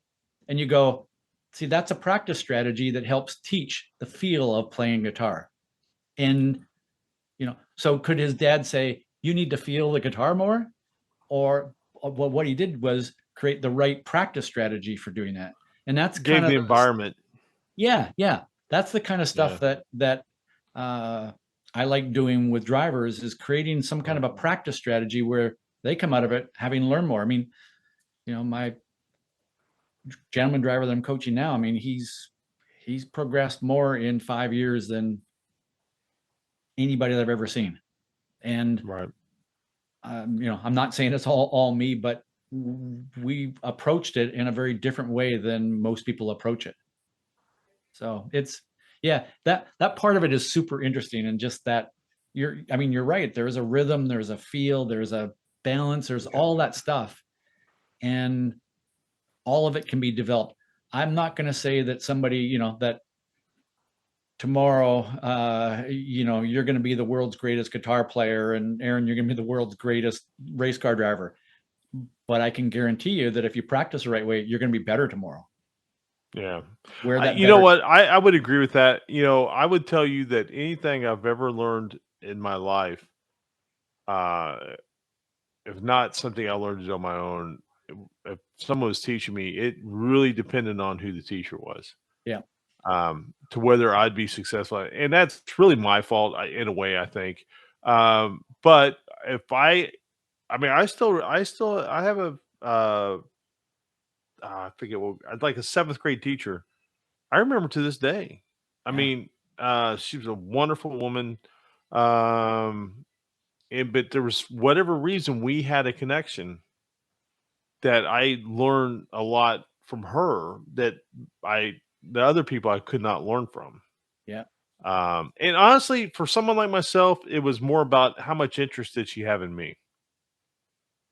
And that's really, I mean, there's some people, for whatever reason, that's the kind of student I was. If you didn't have much interest in me, I didn't have much interest in you. It's kind of what we were talking about in terms of Yeah. if somebody makes you Yeah. feel like, the Walter Yeah. Payton making you feel like you're special.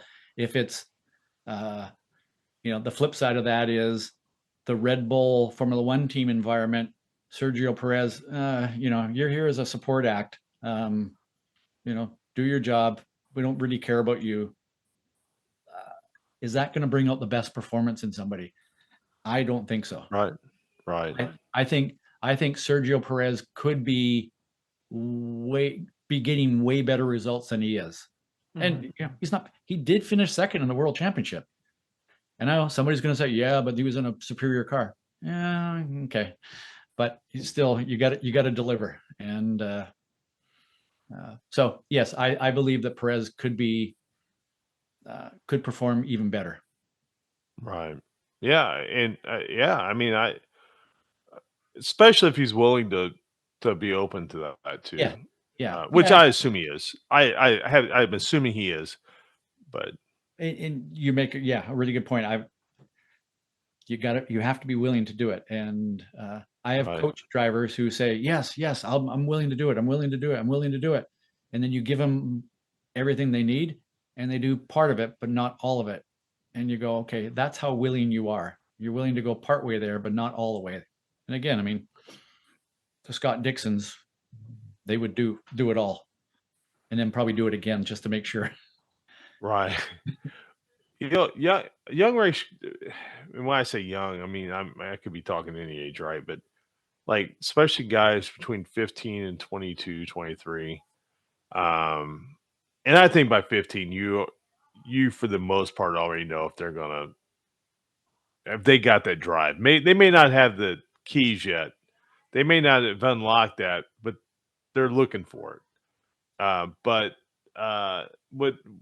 what's sad to me, and going back to basketball, there's a lot of guys who played in those New York playgrounds. They're probably the greatest basketball players who ever lived. You never heard of. Yeah. Because they would not. There was something they would not. There was something they were not doing that would allow them to be able to play in the NBA. And I think that's the same way with race car.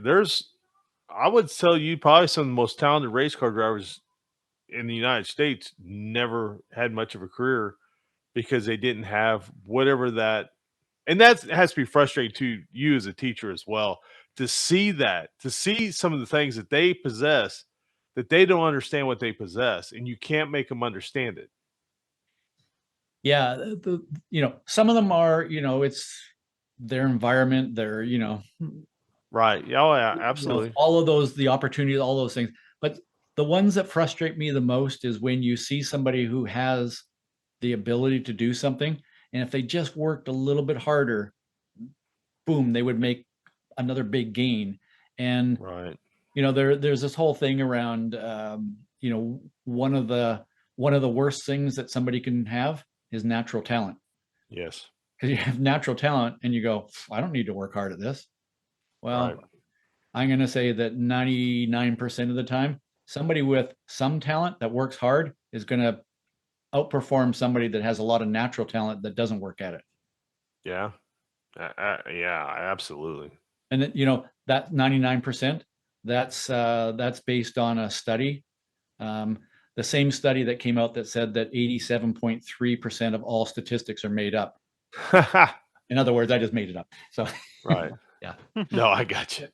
But it's, I mean, it sure seems like that somebody with some talent that works hard at it, they're going to go a lot further. Well, in this sport, I don't care what level of sport we're talking about. I mean, if you're a young driver, doesn't have a lot of funding, and especially if your goal is running, say, IndyCar, you are threading a needle, and that's how narrow your window in time is. Yeah. And you have got to understand that every waking moment you have to be. I'm not saying delusionally obsessed, but you have to be obsessed with the getting better and the mundane of it, right? and all of those things, and the money chasing and the people. I talked to a young driver. I made a suggestion to a young driver recently, um, because their goal is to try to run upper level sport, and they're a really personable person. They don't always. I don't think people always see that though. And I told him, I said, I said, to help you kind of get out of your comfort zone a little bit, you go take an improv class. Yes. Because I said, I'm not saying you're going to use this. You're going to go and be on Saturday Night Live, but go go step out of your comfort zone. But the thing about improv is it's yes and yes and yes. It's a give and take, give and take, and that helps you build rapport with people. And it makes you feel comfortable around them. And it's not like, oh, you got to do this or you're not. I just think it's another tool, right? Yes, and Right. so when I would do these driver development camps years ago, and like I said, Rossi was in one of them. One of the things that I would do, I'd have 6 drivers for 3 days, and it was really, we would go from 7:30 in the morning until 9 o'clock at night. So it Oh was wow. a lot of Intense. driving, setup stuff, mental game, and like the last day, they'd come off the track, and I'd walk over and go, "Hey guys, so I just got a phone call from one of Roger Penske's guys, and they're looking for a young kid, and they're going to support, and they're asking me for my opinion." And I said, "Well, I've got these 6 young drivers right now that I'm looking at.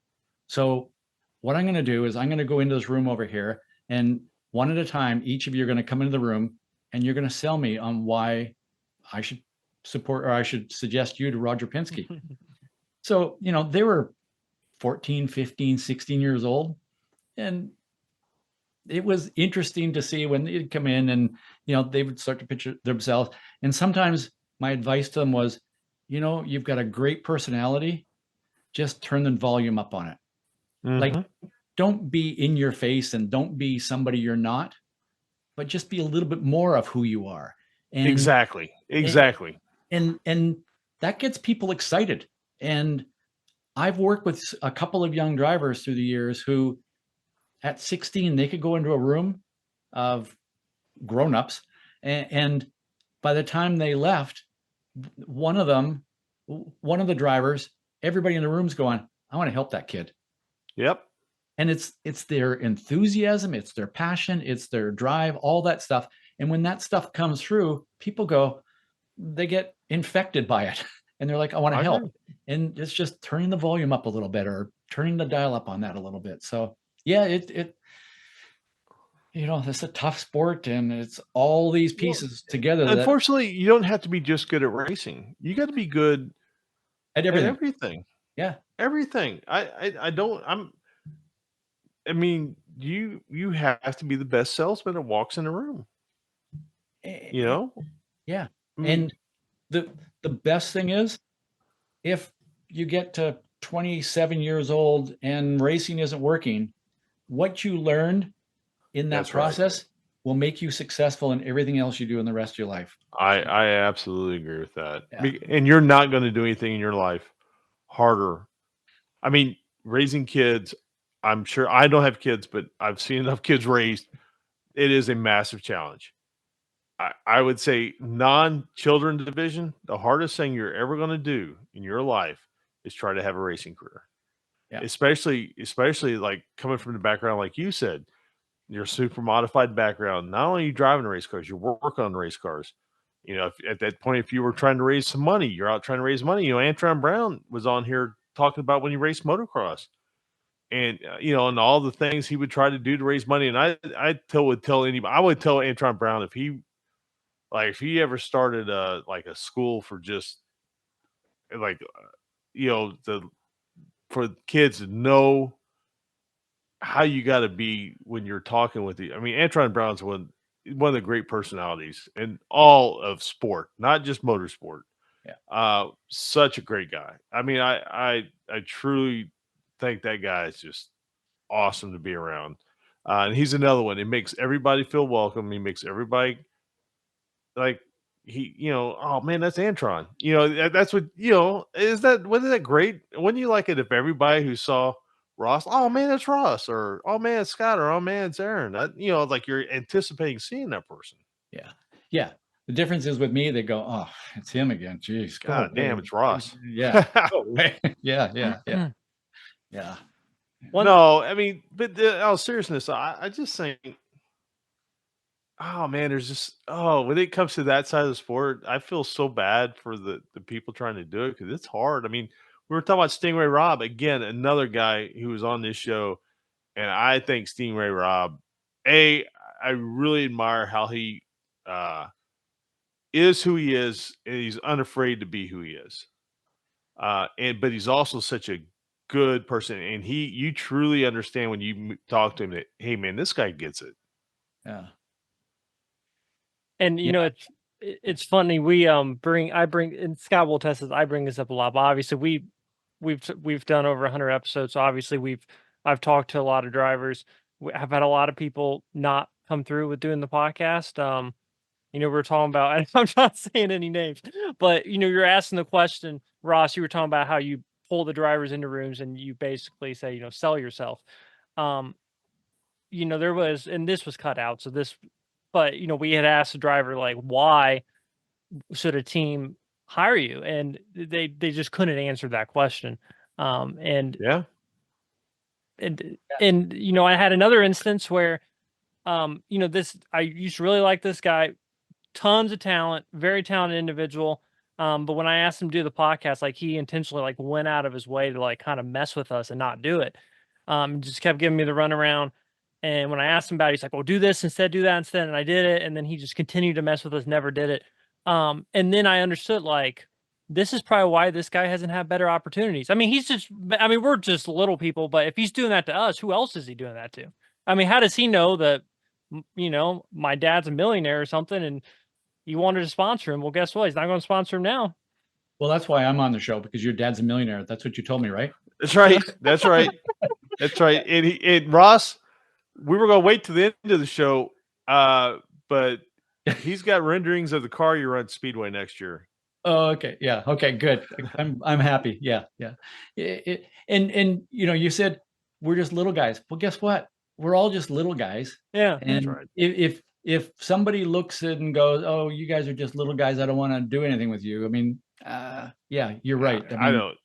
There's, I but if wouldn't he's do doing that that to to us, else. who else is he doing it to? Exactly. Yeah. The way I look at it is, no matter what, I would never do that to someone else. And that's cool if you want to do it to us. I mean, that's fine. I mean, it's just a conversation. If you don't want to have a conversation, that's fine with me. And like I've told Aaron, I said, there's plenty of race car drivers and racers here wanting to talk about themselves. So, yeah.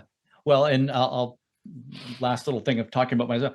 I was the kid in high school that if I had to talk to two people, I would get sick to my stomach. Like, I am the world's most shy person. And motorsport has forced me to get out there and stretch and put myself in uncomfortable positions, kind of like the improv thing you were talking about. And it forced me to do things and to do that kind of stuff. And there are times when I've been asked to do an interview or something like that, and it's like, I really don't want to do that, but I owe it to the sport to do it, or to whoever it is, and I'm going to do it. And yeah, it's going to be uncomfortable, but in the end, I will have learned something by doing it. And that's if nothing else, I never won the Indy 500. I could say, well, I was a complete failure because of that. Well, what I learned from the sport in all these years of doing this stuff, it makes up for that. Although, I'm sorry, I still want to win the 500. So yeah, I mean, you would trade it all for you would trade it all for that bottle of milk. Let's be honest. Absolutely. I don't want to. Yeah, because of that $1 million sponsorship and that car and everything. Yeah. Okay. So yeah. I just and I'll be very honest with you too. Like, we've had some guests that like before the show, I'm like, man, I don't know what I'm gonna talk about. Like, I don't know much about them. and those inevitably are always some of our best shows because all of a sudden you open up this world of things you didn't even know about them, I've actually really looked forward. And honestly, some of the shows that I didn't think were some of our best was actually people that we've known pretty well, and just for whatever reason it didn't flow very well, and um but it's just auto racing, it's like you were talking about, and and you're in the business, you're in the people business. I mean, that's the business you're in, and but I think motorsport ultimately is a people business. Your best teams are, I mean, when teams are bad, it's because they don't have the right people, and when teams are great, they've got the right people. Yep. In the right positions. Yep. Right. Yeah. And but I don't know. I love this sport more than anything, and I love talking to guys like you, and um, because there's always like this shared, we all have. I don't care who you are, whether we've had Mario on the show or we've had we've literally had people that nobody ever heard of, and they all have this really intense passion for it. Yeah. That bridges any gap, any gap that's there, that bridges that. And I think that's what makes the sport so special. If you didn't have that, I don't think you'd be here. Right. Yeah. Yeah. I agree. Yeah. Well, I don't have anything else for you, Ross. I really appreciate you coming on. Well, thank you. This has been really fun talking to you guys, and I appreciate the more of these kinds of shows there are, because it's building. I talk to people at the track, and they go, I listened to this podcast on the way to the track today, and listen to this one, and it's just building our sport. So thanks for doing what you guys are doing. Well, and thank you for doing everything you do. And it really is important to have good drive, like instructors and coaches, who really have a love for it. I mean, because anybody can just stand there like, oh yeah, do this, kid, and I mean, that they're not really help. I mean, at the end of the day, you're not really getting anything done. It's just, I really do think that, and like you said, and then you have these moments where you've got drivers on podiums all over the world in the same days. Yeah. And I mean, and that's, those are the things that, nobody can ever take away from you. Yeah. I mean, those feelings, they can't take away from you. Yep. Very, very, very fortunate to have done what I love to do all my life. I know you may have mentioned it earlier, but what's the name of your new podcast? Got a new podcast starting in January called "It's Not the Car." I love that. It's the idea, I love the that. stories behind the car, the race, the whatever, and it comes back to what you're talking about, the people a lot of times, and it's going to be a mix of different things, because we've got a writer, an automotive journalist, motorsport writer, and guy that races club racing a little bit. We've got a race engineer, and we've got a driver coach, and we kind of said jokingly, we went a writer, an automotive writer, a race engineer, and a driver coach go into the bar, and the conversation that comes out of that. So that's kind of what it's going to be. So I really love it, and I will listen. One thing that we did not ask, and we saved this question kind of for special guests, people who've had a lot of experience and been around for a while. Best racing story in a PG environment. Oh, best racing story. Actually, racing or something that came, came out of I won't talk about stories that have to do with rental cars away from because we've had several of those. We've got several stories involving rental cars. Yeah, right. Wow. There's just so many. For me personally, I'm going to say, and this kind of goes back to what we talked about. Yeah, I've had some really cool things that I've done on the track and everything, but I have met some people along the way that that I could never have imagined, Right.